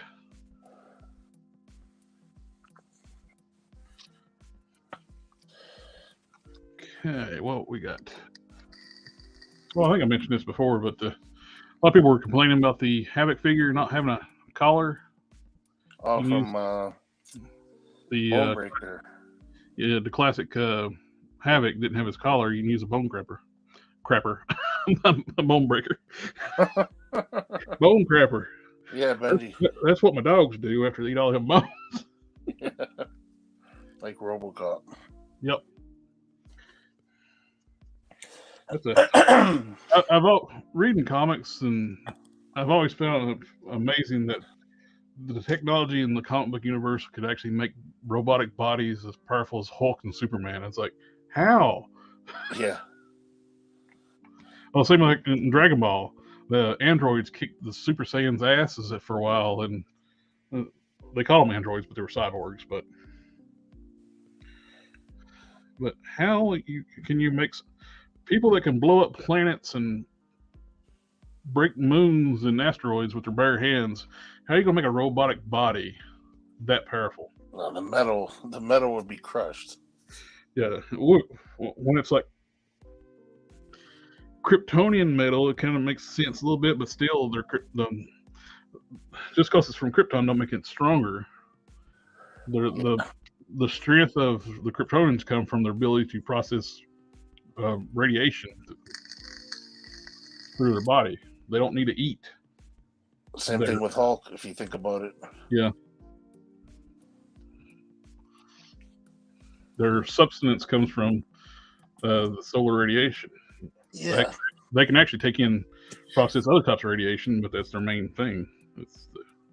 They modified their at least one time in the comics they genetically modified their bodies to be to that point.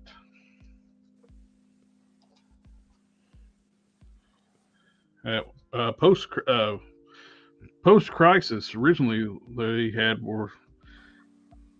it's the only way, like when Cyborg Superman can come to exist in post crisis. Superman was not a baby in the ship. He was 2 DNA samples were put into the ship, and they were combined in the trip. When it's detected the planet, it created the baby. Oh, really? And when he come to Earth, he was actually born on Earth. Oh, the Mr. T. I did have to deepen the socket to get the head to sit just right.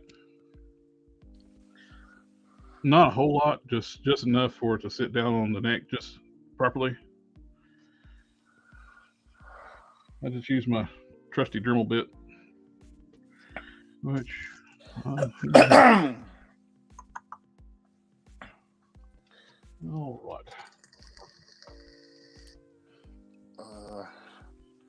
Randy says, does live action Deadpool still have all the powers he got in X-Men Origins? Oh,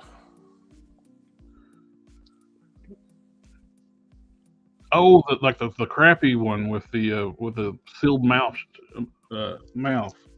No, I don't. No, I think character altogether. Yeah, I don't think that's considered the same continuity. Oh, remember what Deadpool did at the end of part 2? He killed that version. It's me. He said, "It's me, Wade. Don't scratch." And the whole Green Lantern thing too. Yep, killed Ryan Reynolds.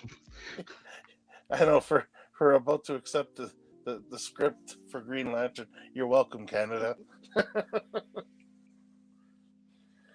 Yeah, as long as I got this paper here, it changes the white balance of the camera, and it darkens my screen. Yeah, I noticed that. When I first noticed that, I was like, did my camera get too hot? I was worried I already damaged the camera.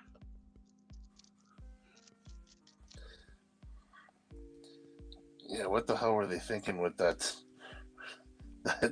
version of Deadpool? It was like, that was the dumbest thing ever. Had the best actor to play the Deadpool, then ruined him when he became Deadpool. Yeah, you remember the scene between him and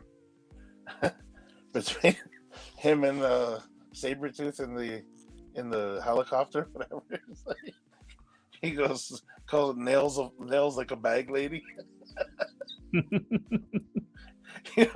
He finally got his chance to play Deadpool, and they went and ruined it. Remember when he said something? They were in the elevator, and the guy says something. She said something to him, and he was like, "What do you mean, like being in an elevator with all these guys on high protein diets?" Oh my god, he's too much, man. Ryan Reynolds. If it wasn't for Ryan Reynolds, we never would have got the Deadpool movie to begin with. No, but you know when you first discovered like this guy was meant to be Deadpool, is you remember when he was in Blade 3? Yep. That whole scene where he was chained to the floor. Oh my god! Like, just the shit that was coming out of his mouth. It was like, oh my god, this guy was meant to play Deadpool, man. Like, he was born to be the character. Him playing Hannibal King in that Blade movie is like, why? he made no sense because that's not how Hannibal King's character is. Yeah. And Hannibal King is still a vampire in the comics. He didn't get cured and go on to. He was a vampire fighting other vampires. They didn't even call him Deadpool in the movie. Actually, they did refer to him as they said the word Deadpool, but It was It was referring to like the project, like a it basically was as a pool of powers type thing. yeah. Stryker said it. Yeah. He said something about Deadpool, whatever. Um, he Not was so like, much called him Deadpool. It's just like the project's name is Deadpool. mhm. It might have been paperwork or something other too. I can't remember exactly. It's that movie's kind of blocked out of my head so much. Yeah, it was like X10 or something. Weapon. A lot of people don't realize too in the comics, Captain America's Weapon 1. Yeah, and Wolverine's Weapon 10, which is Yep. Roman numeral X. Yep. I'd like to know. I'd like to know who 2 to 8 to 9 were. Hmm. Oh, they changed it later on. Like they, I guess Ashia Bradley is one of them, or the other Captain America from the '60s. Isaiah Bradley. Yeah. I heard he was one of them. All right. Now my camera's back. SN Custom says if it wasn't even Ryan Reynolds when he became Deadpool, it was Scott Adkins. Oh, I don't blame them with Ryan Reynolds not showing up for that horrible makeup.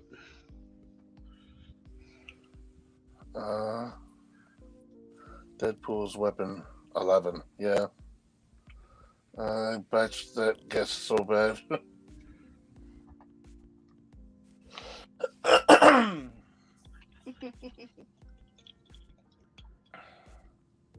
You remember how he got how the costumes got the black around the eyes? Mm-hmm. And after he uses Cyclops' laser vision there, his eyes the skin around them went black. I was like, oh my god, are you for real right now? Yeah. Also, I didn't realize that wasn't actually Ryan Reynolds it looked like him.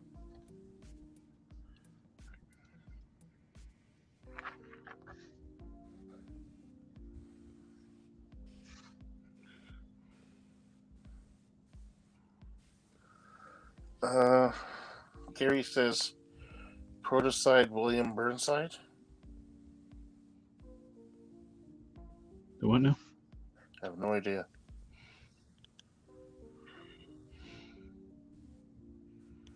Protocide.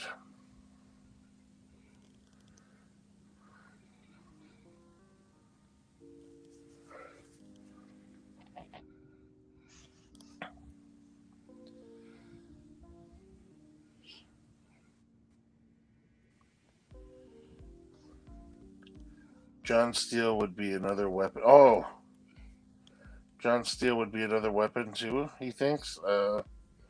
Yeah, I think Ryan Reynolds parts were added last because there's a couple of scenes where you can see that it's his eyes. I don't know. That could easily be manipulated though, but yeah. Well, you can't believe nothing anymore with deep fakes. Oh, I know. But that was such a horrible idea that they had there.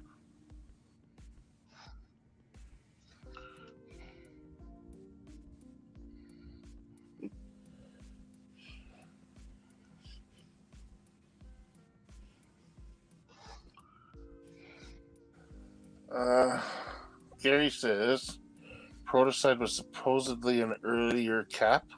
So was John Steele, and William Burnside was the Cap after Steve went in the ice. Gotcha.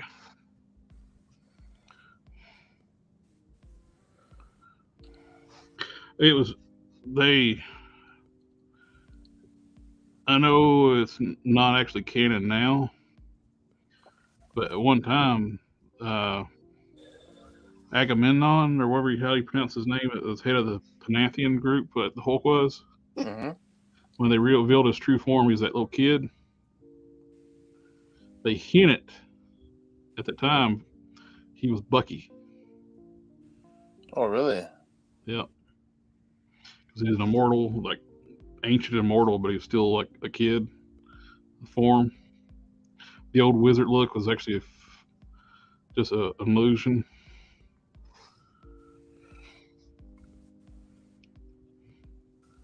Well, yeah, I can He imagine. didn't. He didn't flat out say he was Bucky, but it was heavily implied. Yeah. I could see the weapons that were missing between Weapon 1 and Weapon 10. I could see the majority of them being Captain America's, because that's who they were basically trying to recreate, right? Yeah. Well, in the MCU, they changed it where the Hulk was trying to recreate the super soldier formula. Yeah. Instead of being a gamma bomb. Because they couldn't do the latent mutant thing at the time, too. Well, Plus, they went with the Bill Bixby type show, like origin, too. Because that's what everybody knows. Exactly. I can excuse that, as opposed to the comics being a bomb, because I grew up on the Lou Ferrigno show, so Oh, yeah. To me, it was always they were testing something out on people, right? So, it can be done. Like, I mean, and it makes more sense that they're saying that he didn't realize they were getting him to recreate the super soldier serum. Mm-hmm. He thought he was doing something to help them, but well, that looks really cool. I like that. I'm just like, yeah, you know what? That's gonna look good on the red. The gold looked good, but I think it's black and white stark. It's gonna look really pop. Yeah. Plus, if you get some white effects for him, the picture work shows like a white lightning come off of him. Yeah, white lightning coming off the eyes, even his hands, off his whole body, really. So, well, I think isn't the living laser? Doesn't he have like white lightning? I'm not sure. Gary says he thinks Ed Brubaker's Cap run bringing back Bucky is one of the best. Yeah, nobody ever thought they would ever truly bring back Bucky. That used to be one of those things. Everybody could come back to life except for Bucky. Then they brought back Bucky. It's like Uncle Ben and Bucky. It's like the two they always say that can't be brought back. And they brought back Bucky. Finally. In a good way.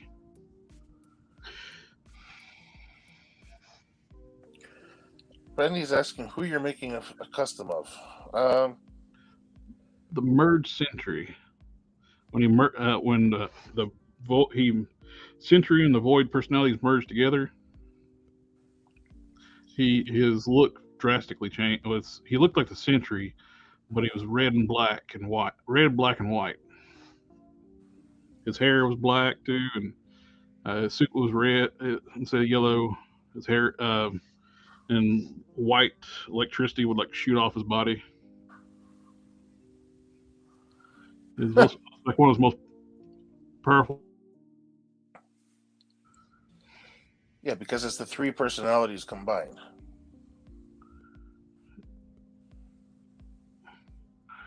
Yeah, he was basically like the merged Hulk.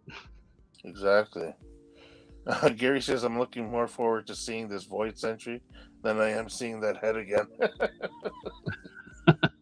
Well, you might see it one last time. Because I'm eventually going to do like a review of that new Sentry, and I'm going to show off like this is what the head could have looked like. Victor says, watch them bring back Uncle Ben as a super soldier. Well, they brought back Gwen Stacy from alternate universe, so anything's possible really with the multiverse now. Are you using a fabric? Are you gonna do the fabric cape? Yeah. Get a black one.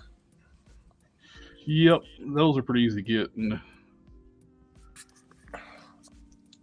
speaking of, did I tell you I ordered that cape that was made for the McFarlane Justice League Superman? And I've been waiting for it to come. It was supposed to come in November, and they said my wife gets a message saying that they refunded the money. They canceled my order.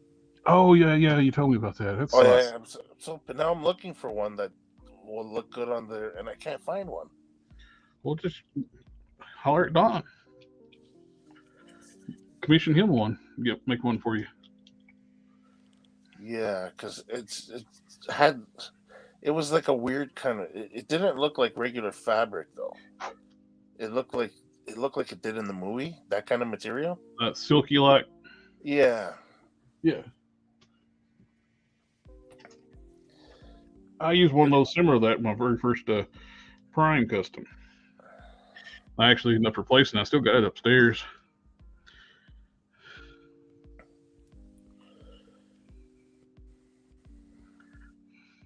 Such a piss off when you're waiting for something to come, and then all of a sudden it's like, oh, it got canceled. Well, the what's going on with Dorkside is like crazy stuff.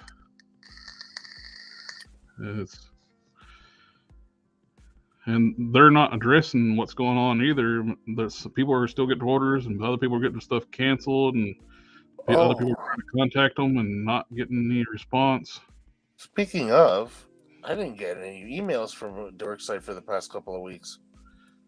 I don't have anything prepaid, but I know Don's got some stuff prepaid for. I never prepay for my pre-orders. So it's actually true? I don't know. It looks like it is, but people are still getting like their orders too, though. It's kind of true, but it's not true. I don't know. Well, it's weird because, like I said, they haven't even promoted anything for Black Friday. Oh, they've been running Black Friday sales like crazy, and them good sales. I didn't get no messages from them. But their stock, all the pre-orders are gone. They don't have any pre-orders up right now, apparently. And all the Valorverse stuff's gone off the site, even their store exclusive. So they're basically just trying to get rid of what they have. But kind of possibly. I'm not saying for sure because I don't know. I'm not them. It's just I'm just saying what I've seen. I don't like to be one of these people like point a finger at it and like speculate stuff, but it seems to be weird, and it's like starting to feel like it might be showing some validity to some of the claims. That is weird. To be such a good company, like all of a sudden, like disappear. I know. So I saw somebody talking about they got a brick and mortar store in Tennessee. Well, then that could be an issue because if they keep that open, people are going to be flocking there that aren't getting their orders. You know what I mean? If people are close by. Yeah.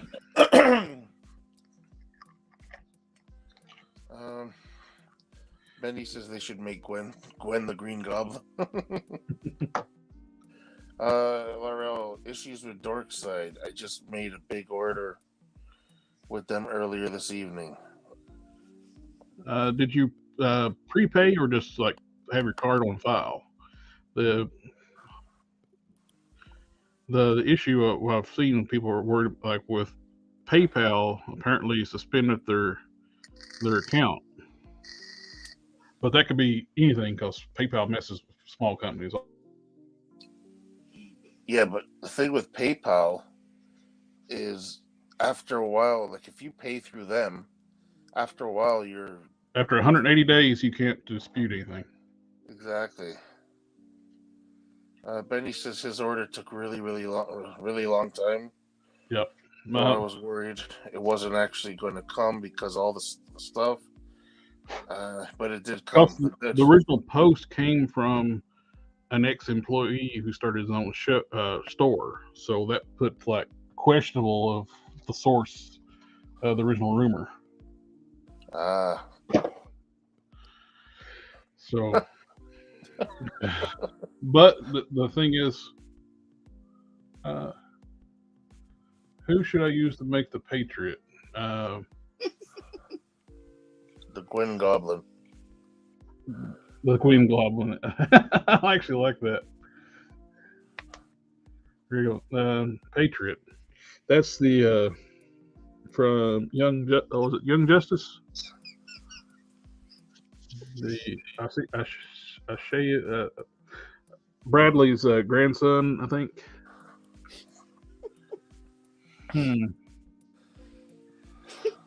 You don't want a big buck because he's not drawn to be huge. You can get like a comic Black Panther head and put it like on a Bucky Cat body.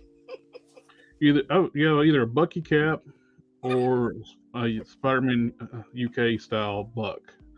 Probably your best two bets. Depends how big you want him to be. If you want him to be like the teenage body, like when they first came out, or yeah.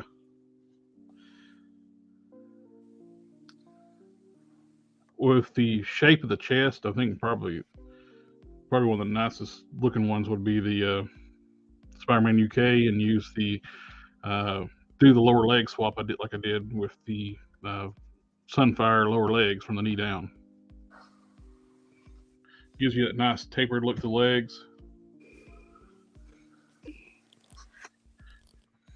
Or even a Vulcan. are you going to be making the whole team or just him?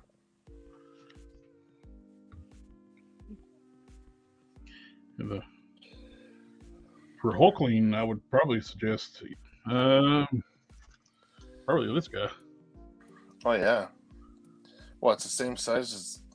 Well, probably a little bigger than the. No, about the same size. The body. Yeah, it's probably it's a better shaped size, about the same size as the Wrecking Crew. He says he's making the team, so yeah, there's your go-to for Hulkling. Yep. Larry says PayPal hasn't been an option with Darkseid for some time. I don't have my my CC with them. Just manually fill out and uncheck so it's not saved. Also, I don't pre-order. I just buy what's in stock on sale. I think you're fine what's in stock. They are shipping stuff that's in stock. Stuff out. So I think you're good there. A Lightning Collection Ranger would do nicely for Patriot. Oh yeah, those I forget. I always forget about it. Different. When I think Marvel characters, I always think about Marvel Bucks. That's true. Yeah, they got good articulation too. Yep, they're articulate very much like the retro Spider-Man. I was also even more worried because what I ordered was a high demand figure. Which one? What?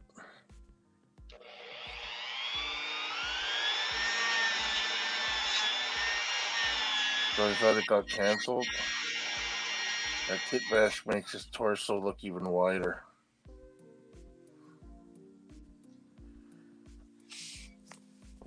Which one are you talking about? The Ranger? The White Lightning. I mean, sorry, a Lightning collection. Any Lightning Ranger. Yeah, if you can find like a good blank. Oh, remember the putties? Oh yeah, the putties. It probably would work better because he's got a lot of white on his costume. You want a white colored figure. Yeah, so if you can grab a hold of the putties, they had the same articulation. You're obviously going to have to do some swapping for the arms and the feet, but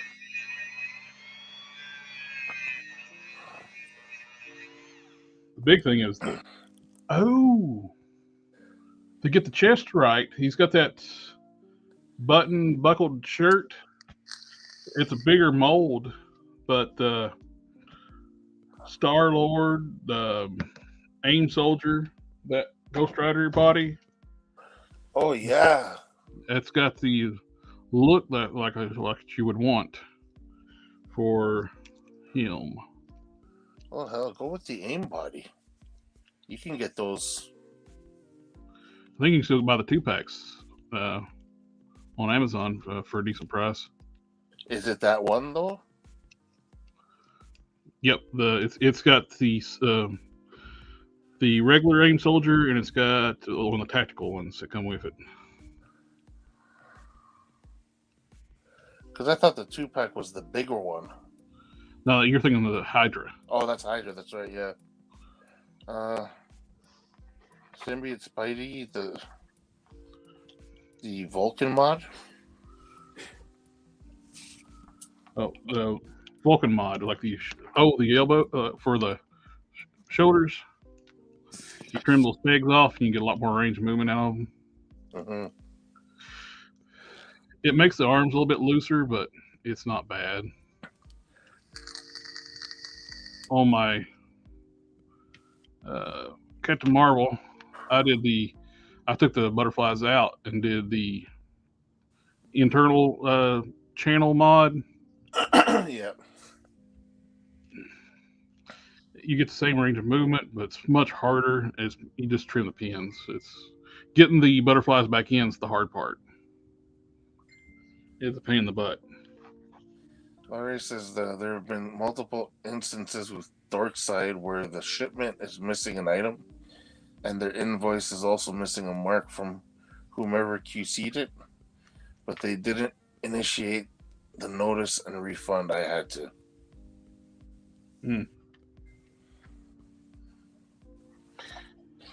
The only time I've had an experience with like some of the big stores, like they've done it and they've had no problem fixing it with. They've all done it once in a while. I order so much, I've experienced it, and they've all taken care of. But I've never had it. I haven't ordered enough out of Dorkside. I've only ordered a handful of orders because I usually deal with either the Chosen Prime, Big Bad Toy Store, or Amazon. Every now and then, TF Source and Dorkside.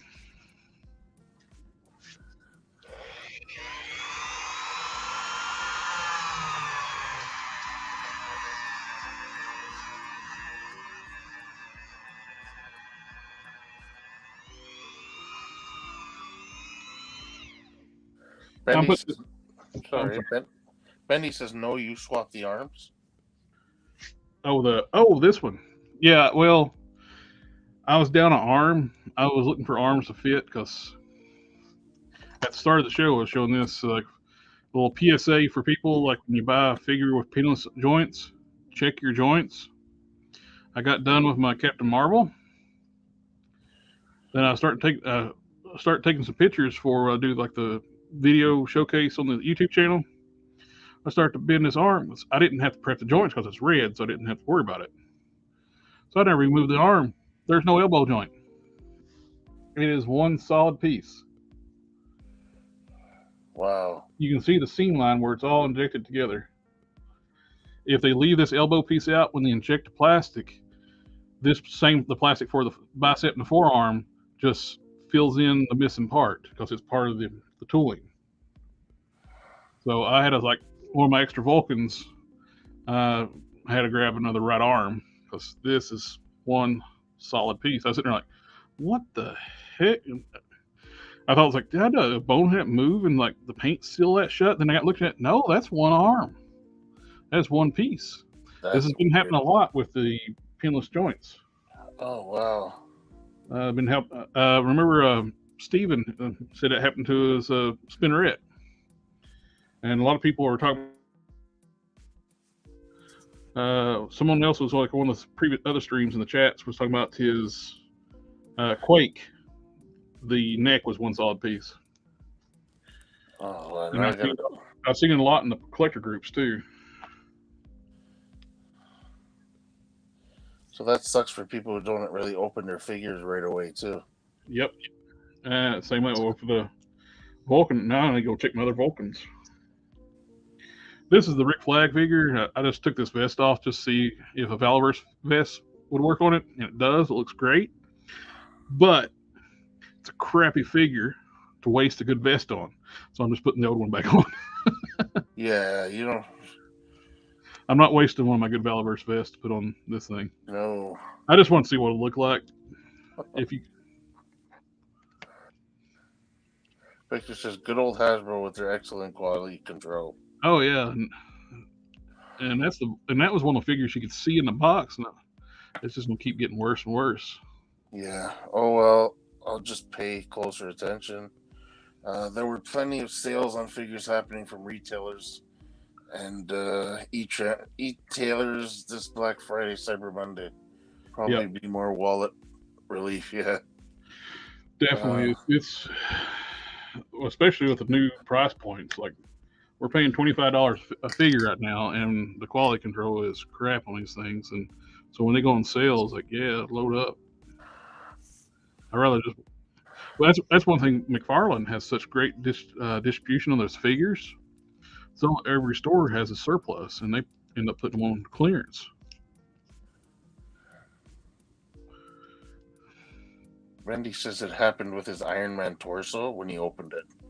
Mm. Wow. Oh, that blue stealth Iron Man. It took me 3 to get a good one. I kept having to send them back to Amazon because I open them up and they fall apart. Jeez. The torsos would fall apart. Shit, I don't open my figures because right now the space issue. Now I'm gonna have. Wow. That's just something that you got to worry about now. The Doctor Doom from that same way with the Stealth Iron Man. His crotch is like same thing. It explodes. It just falls apart. Which Doom is that? The silver chest, white cloak and cape with the Thanos skull and spine. Yeah. Which they'd probably charge us as a 2-pack now. Yeah, probably. That's an extra character in there. Yeah. Victor says, with the sales, I was able to buy Mr. Razorback at a reasonable price. Oh, his Razorback. About $16 and change per figure in that pack. Oh, yeah. I saw that set go on sale. I was like, I'm glad for people who was able to get it on sale because I would not pay full price for that set. Yeah. Gary says, we had no good sales here. I'm looking for a second Ghost Rider and a U.S. agent for $5, right, Jared? Well, it was $13, and I had Amazon points too, so that's why I got it for $5. They were doing those coupon sales for a while here in the U.S. Before Black Friday, and they were selling like a lot of figures for $13, $16 a piece, and I got an Amazon store card, so I had points built up, so I was able to get an extra U.S. agent for $5. Nice.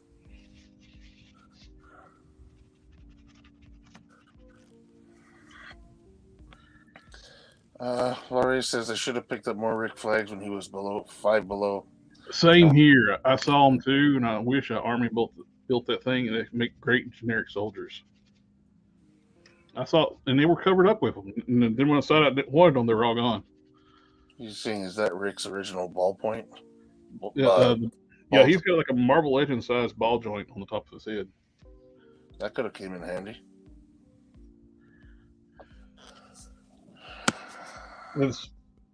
Mattel was doing some mix and matching stuff for a while.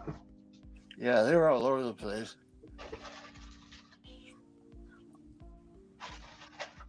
Ooh.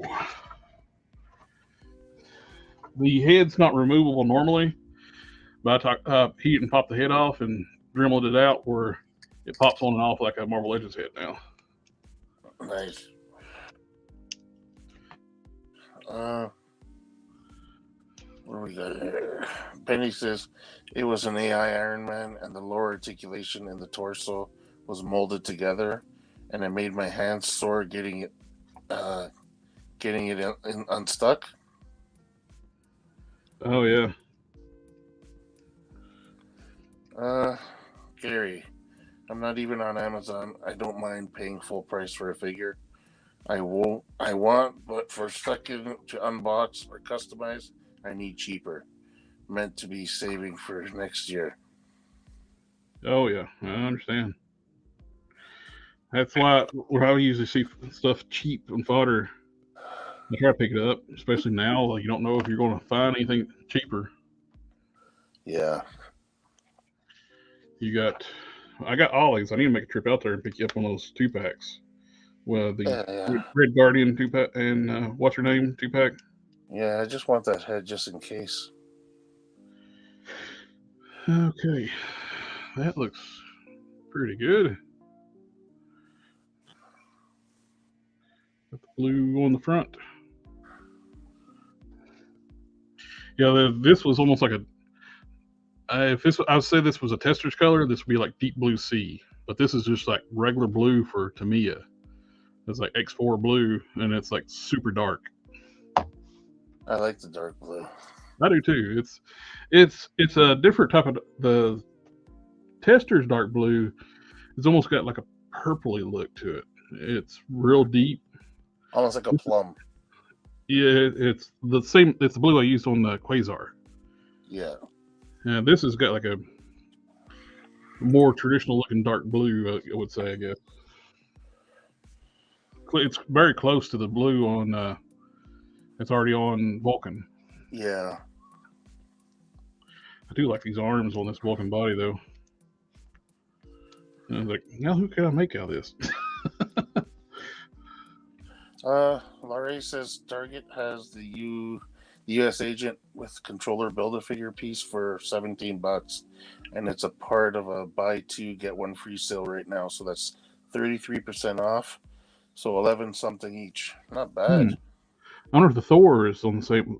My local Target is covered up with the Herald Thor. I need that Thor. I was kind of waiting for it to go down in price here. Yeah. Excuse me 1 second. This one is. I'm about done with my cap. I can put another coat of French blue on that head.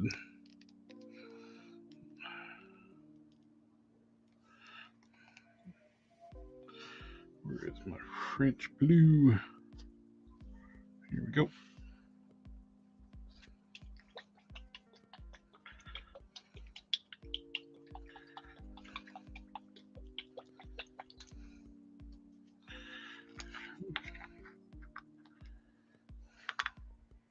I love this color. This is blue. What I think of when I think it. I've gotten so used to it with testers. And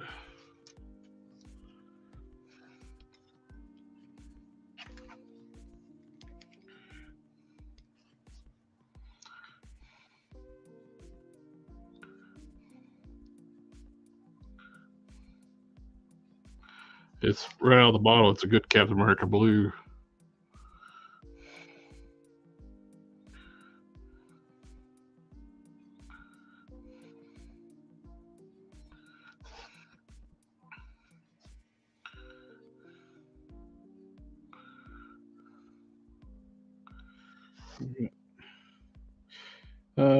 Peggy with the.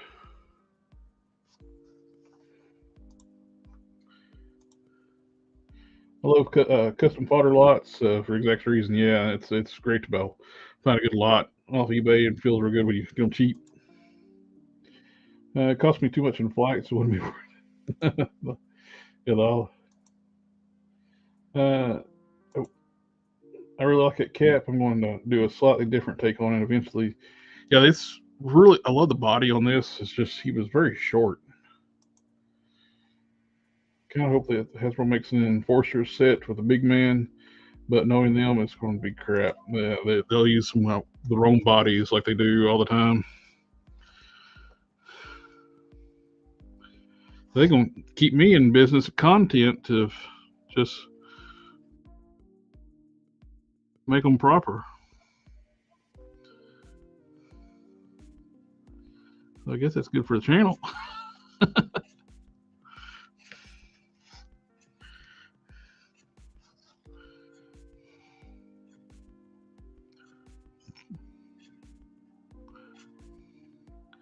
They're trying to take away our ability to even cherry pick this stuff, though, and they keep wanting to do everything in box sets now. I think they realized people with their price increases, they've like their sales went down because people are cherry picking. Now they're forcing us to basically buy a whole wave that's in a box.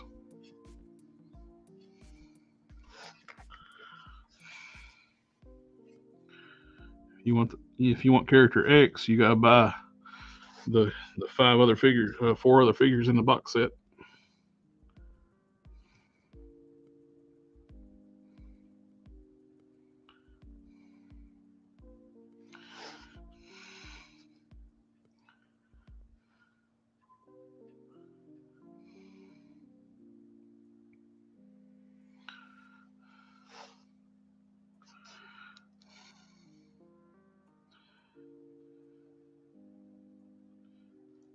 I really like this head sculpt one.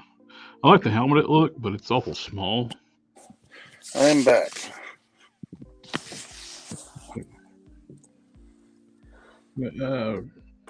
Correction, both qualify for B2G1 free. Buy one, get one free. Buy two, get one free. Okay. I already know that you do a better job anyway. Well, I was talking when you were gone. I was talking about we were talking about doing. Victor was talking about doing a box set with the Enforcers box set with a big man, but no one's it's going to be crap. And it's like, they're going to have bad body selection for the characters anymore. And it's like I guess talking about it's like, well, it's good for me for like keeping content on the channel and redoing all the things they screw up. Hasbro makes the Enforcer sets, so it benefits the Collector Express channel. Yeah.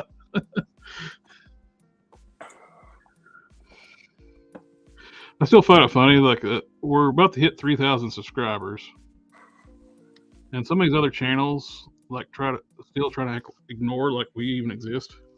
Yeah, I know. I saw there's a poll like it popped up on like who's your favorite customizer, YouTuber, and this and that, and Collector Fresh was not on that list at all.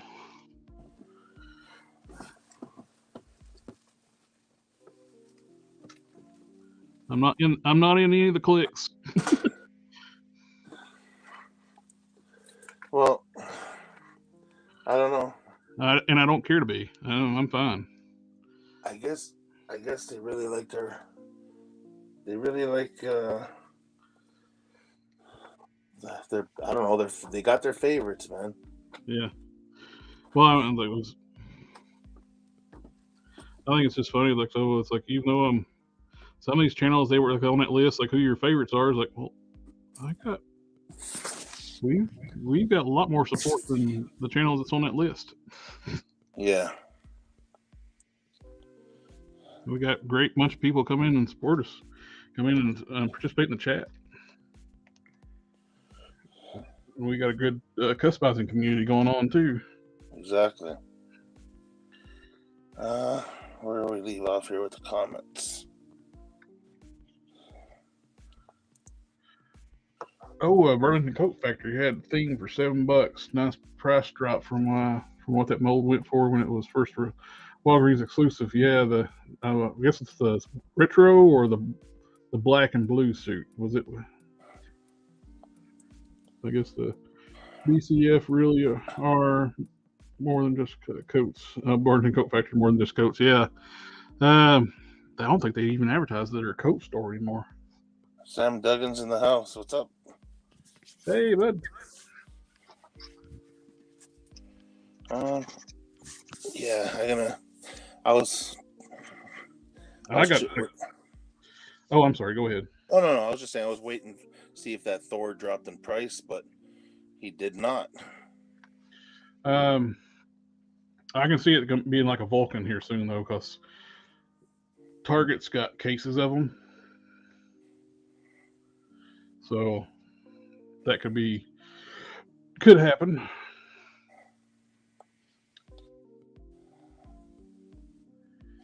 Huh.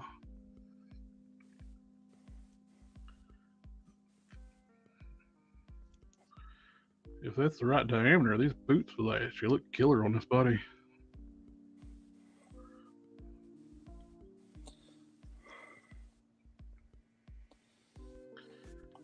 are you gonna do? You're gonna add pins to a pin list?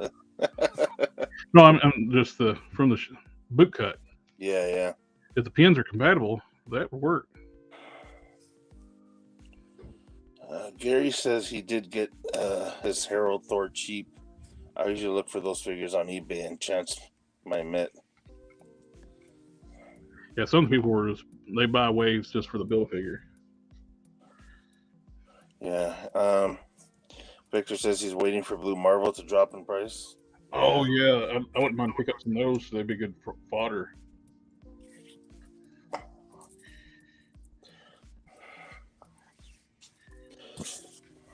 Yeah, there was quite a few figures on sale over that last weekend, but some of the ones that I was looking for never dropped. So let's see.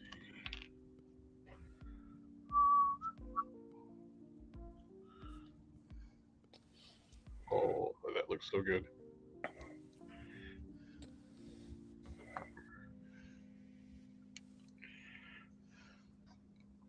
oh yeah, That's going to look sharp. I dig it. you have the belt is cut or? It's a snap. Oh, okay. It's made to take on and off. I didn't even look at my Sentry. And I got these parts here.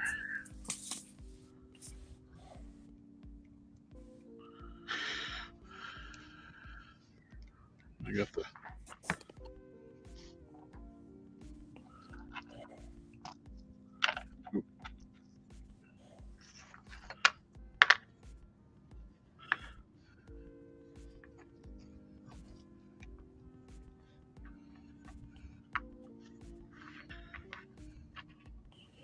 Oh, that's gonna look sharp, man.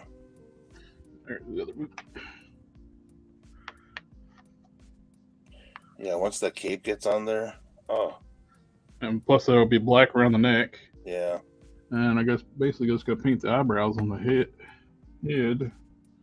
Where I laid it at. You order the cape yet, or? No, I haven't even bothered to order a cape yet.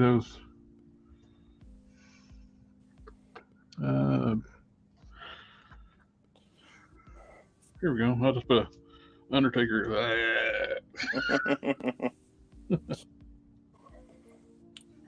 SN Custom said he just made a Blue Marvel on the Vulcan body. Oh, that's the body it should have been on. Yep. Victor says that overpriced Joe Kamakura figure went on sale and went down to a normal price. Yeah, and it sold fast. Yeah.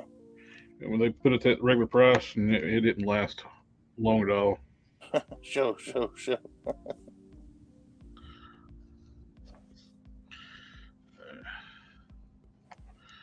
Here we go. Sure, you know, I gotta at least do it once, right? What about family? Family.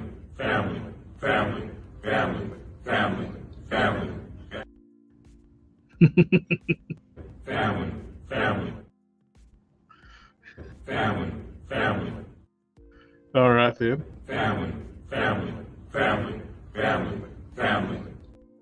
Okay. Wow. Did you mean to do it that many times? No. Jeez. It's doing it all every time you touch it, it does it twice.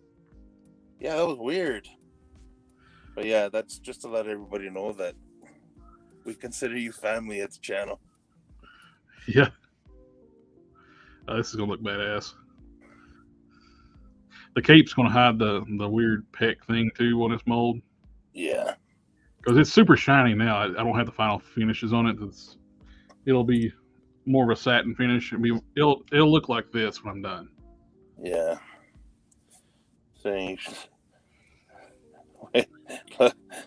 Gary says it took nearly 3 hours for me to do that. Okay, Nico, you consider us what? I consider you guys. You want to say it, Jared?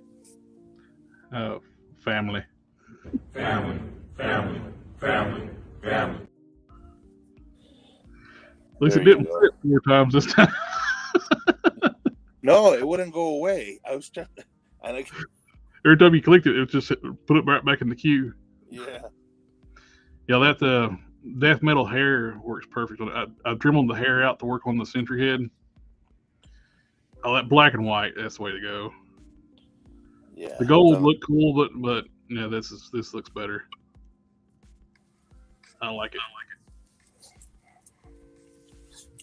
Yeah, once the cape gets on there and hides that Yeah. majority of the red up top there, that's Oh, gonna look sweet. Well, I'm gonna paint them around the neck black too. I'm gonna. Yeah, that's what I mean. I put all that shading and detail around the neck, and I'm gonna paint over it black here.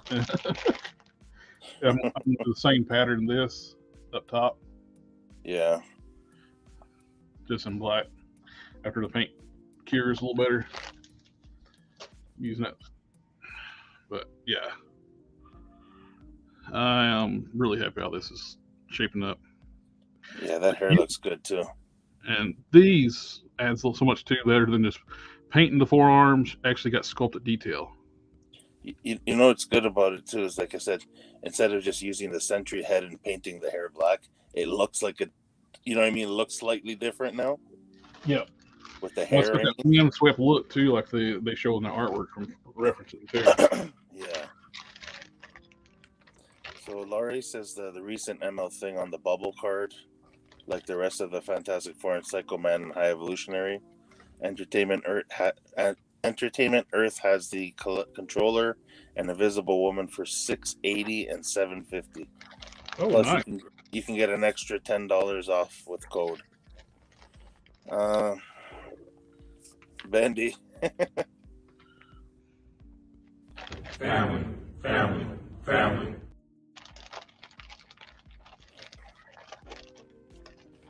Victor says, is it possible to use an upper torso Marvel Legend and combine it with a classified lower torso? If the joints match up. You got a ball joint for the lower body for classified. Yeah, unless you do it from the what's it called? The upper one. Jeez. Diaphragm. Do some of the classifieds come with a diaphragm and a waist? The females do. Oh, okay.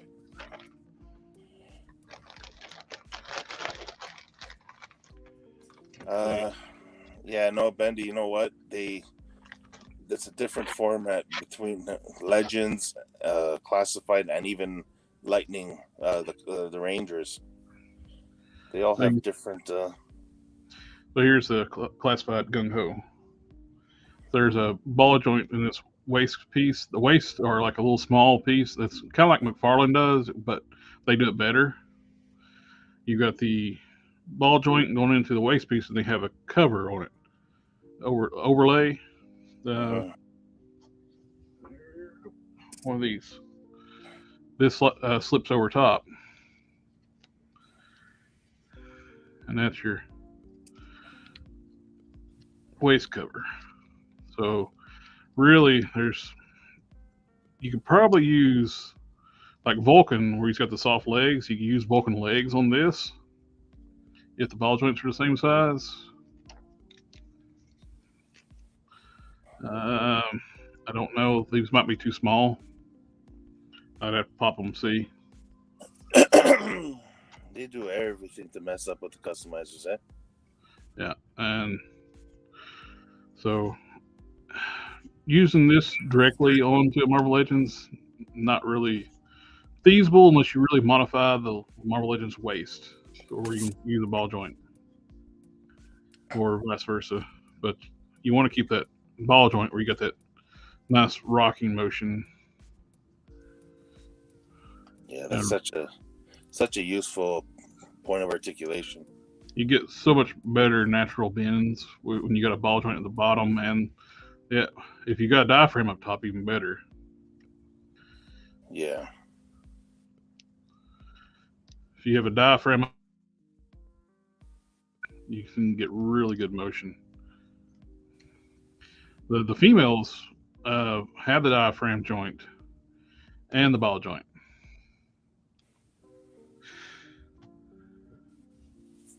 I'll make a symbiote Wolverine using the Gray Beast body. Yeah, I can see that. That'd be cool. So we'll do some big, huge claws on that thing too. Gary says all these discounts are kicking me right in the wallet. Yeah. I had to quit looking. I just paid property taxes, so.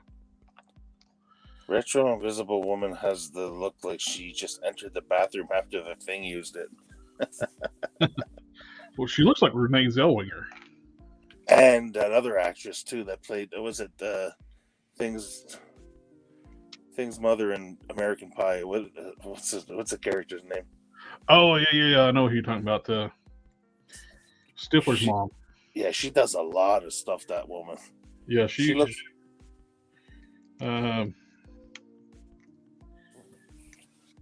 She was on like comedy movies for those two waitresses. That rich girl became to become a waitress. Oh, Two Broke Girls or something? Yeah, that's it. Two Broke Girls. She was also in the. Oh, geez. She was in Legally Blonde. She's Jennifer Coolidge. That's it. That's her name. Yeah, she looks just like her, man. That figure looks just like that actress. Yeah, I use the. I pop the hair off the head off the hair off the head, and use the head off of the Walgreens Invisible Woman. And it looks good. The new hair on, it looks so much better. Yeah. And,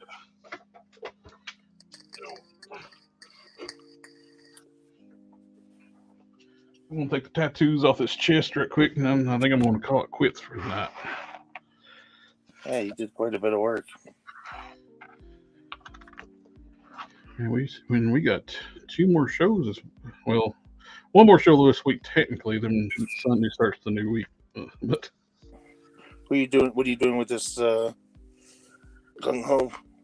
I'd just be a generic soldier, but I already got one with his tattoo, so might as well get rid of it.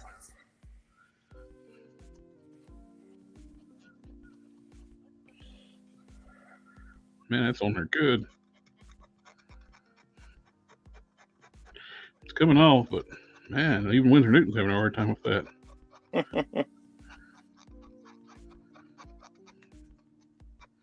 Man, I'm scrubbing.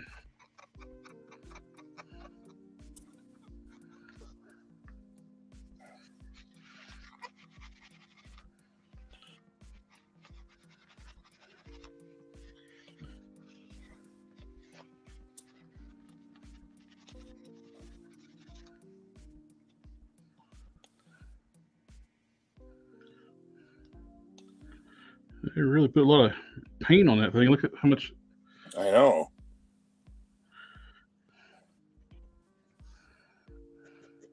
The Thunderbolts logo on the earlier Shocker figure we got from Marvel Legends. Remember there was a variant on that figure. One had the Thunderbolts logo, one didn't. Yeah. The most common one was one with the Thunderbolts logo. Mm-hmm. I didn't want to have them to have the Thunderbolts logo on my Spider-Man shelf.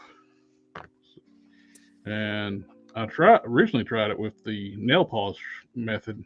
Clear nail polish and wipe it off, since the nail polish has got acetone in it. Yeah. Didn't even phase it. And it took me a while to get it off with the Windsor Newton.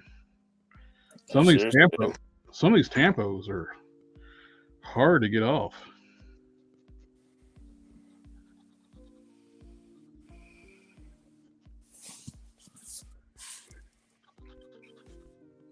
Yeah, this one.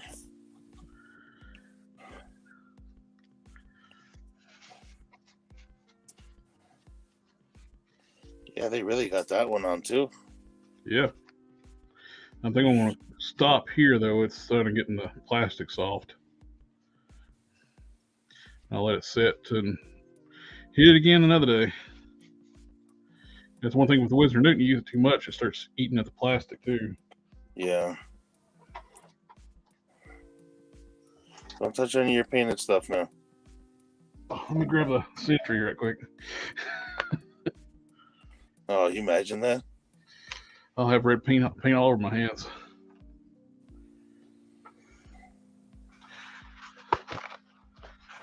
Bought me a new trash can to keep her next to my workstation so I can keep it a little tidier. Go through paper towel a lot. Nico says, gotta go. Great stream as always, fellas. Excited to see Gary this weekend. Peace out. You take care. Thanks for coming by, man. You have a good one too, sir. We're getting ready to call it quits for tonight too. I'm just wiping off hit it with some water and just make sure I get all the residue off of it, and I'll hit it again tomorrow or whenever. All right. I made some good progress on hard case. I can't really pick anything up and point to show anybody because I got stuff that'll eat my fingers. He's got Winsor Newton hands. So that's most of it off. So I'm going to use 2 fist hands, but they're slightly different colors. So the Sentry's skin tone was different from Hyperion. Yeah. So I'll have to paint those. Try to get them to match both to match this. I think.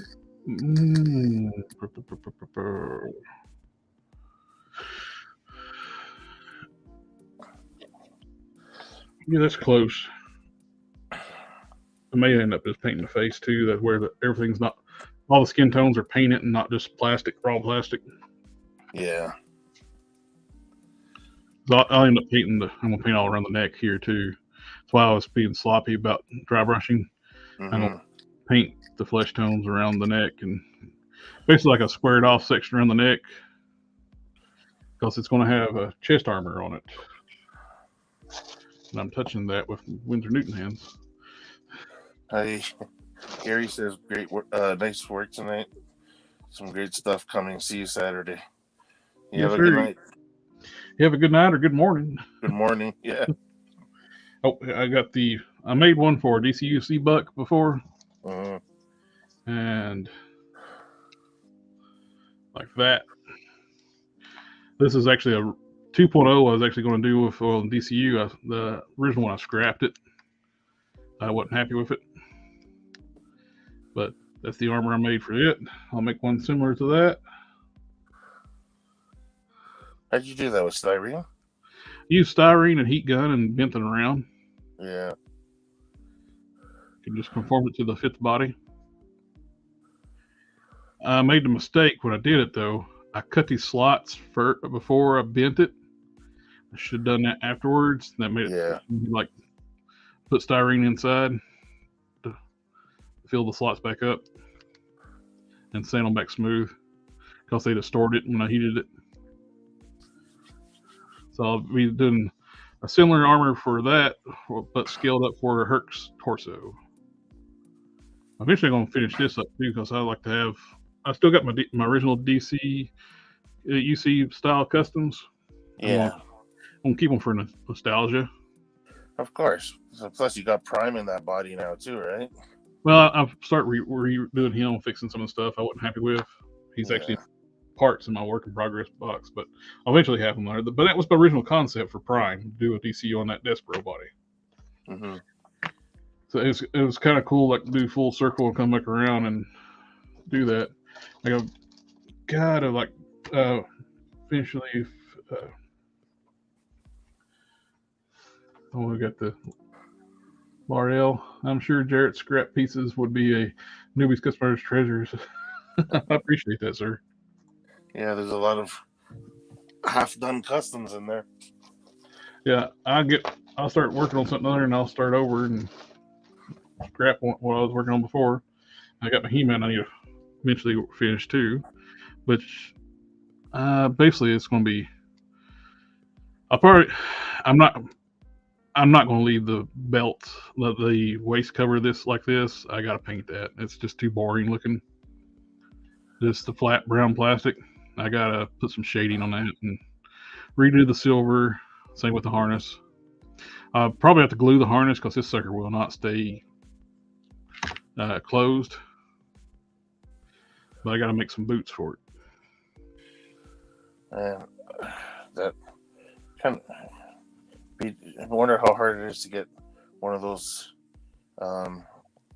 old He-Man figures for the armor. You can get one probably around about $20 or less. Because I bought that extra Hercules thinking about making He-Man. So that just worked out great. Yeah, you use the young Thor heads, or you got the eyes painted blue. The hair is actually softer. The Sentry hair is stiff, hard. Yeah. And they use a softer material on the young Thor. It used to be you could get those young Thors cheap off eBay. I bought a few of them. Mm-hmm. And that head worked out perfect. I actually used one of those heads too when I made my friend's custom of his comic book character, the comic he's working on. Yeah. Yeah, I remember that. I sculpted the armor piece on the forehead. Mm-hmm. I used the MCU Thor hair.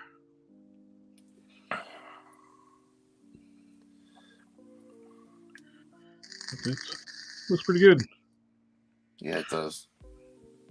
I like the hairy body too, and the bulk proportions.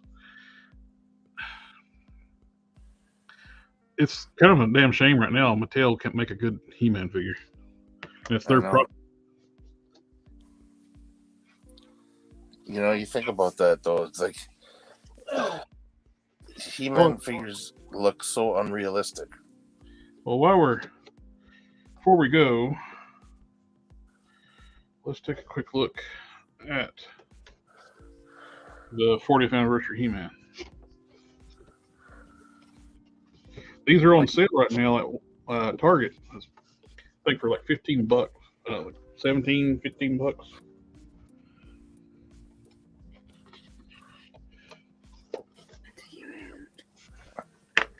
I got this one. You got this really cool artwork on the back, and you got a derpy looking figure. Yeah. So is that like the same kind of body as the Master of the Universe Classics? No, it's not Classics, and it's not the standard Masterverse either. They actually made a new torso for this one. They made them bulkier.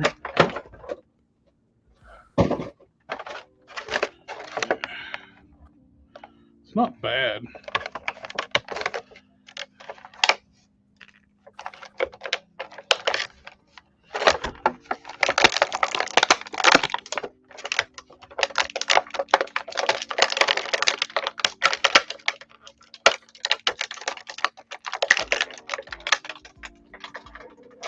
You know what?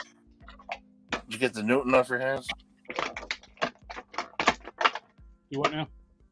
I said, did you get all the Windsor Newton off your hands? Oh, that's a good point.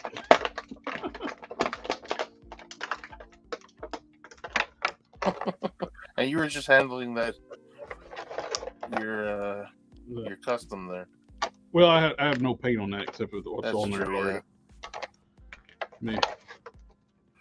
Set that to the side now. I still got a few parts in there, the axe and the extra hands. But the proportions on the He-Man figures are so wonky looking. The new chest on this one actually helps it a lot, though. The chest was so narrow on those Masterverse He-Man figures. Yeah. He doesn't have the tapered look, like the superhero look he needs.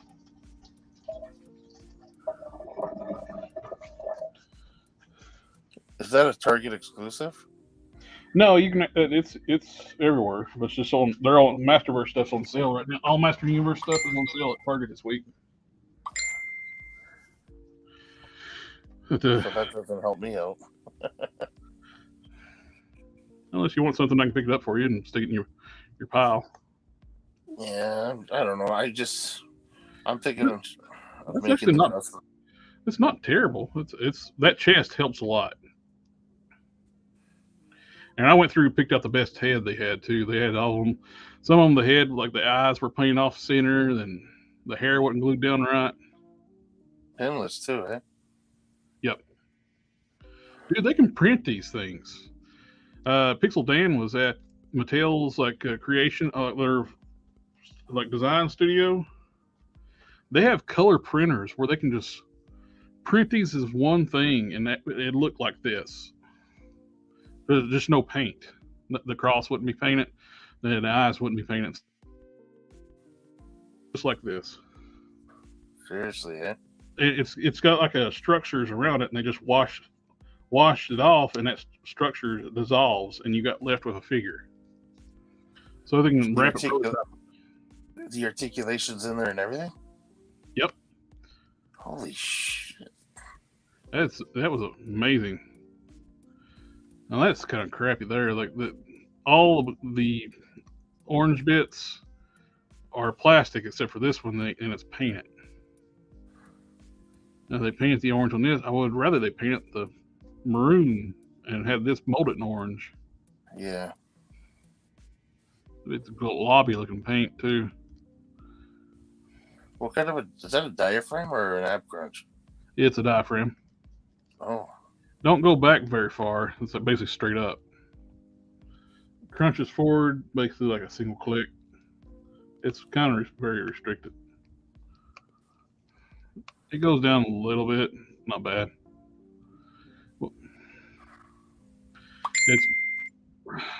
It's more for rocking side to side, and you get a little bit of crunch forward. Yeah, most side to side is one thing, but most people want forward and back. Yeah. And he's got the vertically hinged hand too with this one, so he can hold his sword aloft. That helps. Like one of the iconic things He-Man does, like by the power of Grayskull. Hey, does that fit on your custom? That hand? Oh, the hand. I don't know. Because you wanted a hand, a vertical hand, right? Yeah, I definitely need a vertical hand. I wonder if that one fits. Probably not. I'll check and see though. No, it might. No, it does. Uh-huh. It's tiny compared to the other hands though, and the detail's not there.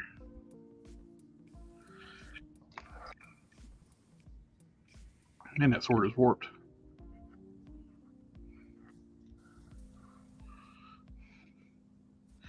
But even carrying it in a more natural position when you get that vertical hinge. I know. See, right there, that looks so natural as opposed to having it straight up. Like, you know what I mean? It'd be like that. That's not natural. No, you would be holding it like that. I don't know.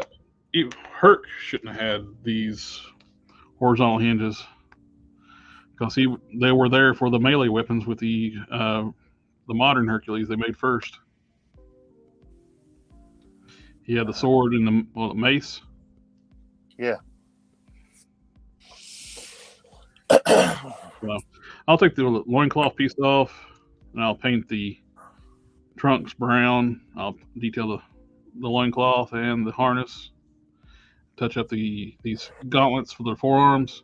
See, these are actually part of the arms on the 2000X. I actually cut them off, then I took my took a drill and bit and hollowed them out, then widened them out to where they'd fit as actual removable gauntlets. Oh, that's cool. You see there, the arm color there.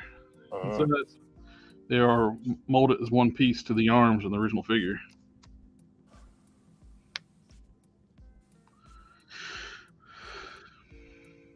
You can kind of get to fake it a little bit with those original hands, though. But if you notice, though, The Herc actually has bigger arms. Yeah, that's what I mean. Like I'm looking at those side by side. Doesn't look like a. I know he's not a real person, but it doesn't. You know, what I mean, it looks like a cartoon. Yeah. The proportions are just so off. Are you serious? They glued these on the other versions of this He-Man figure. These are loose, and that's glued on.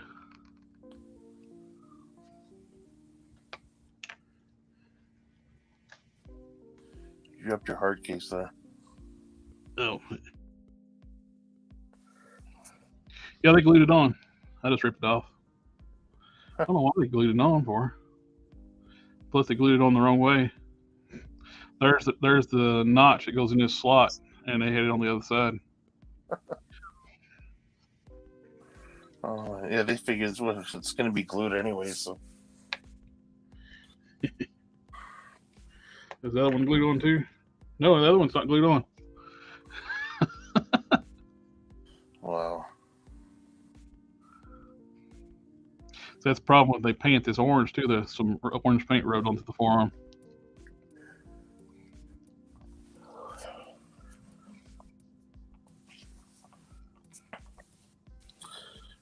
Okay, I think it's time. It's time for the network of mine. Nickelodeon. Before I go, my good brush. I'll wipe it off.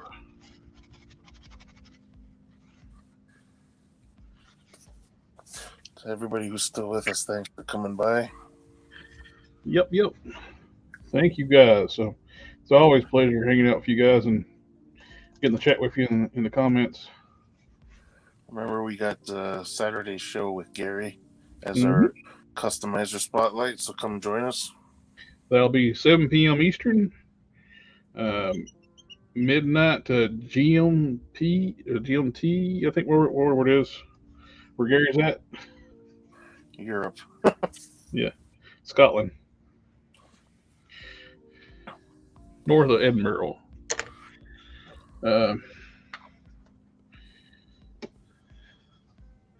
And we got the standard Sunday night stream with all of us at 9 p.m.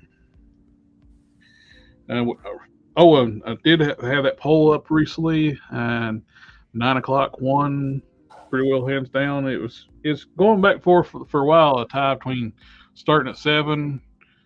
I had like 7, 8, or 9 to start the streak, and it's pretty even for a while, 7 to 9. Not as many people want it to start at 8.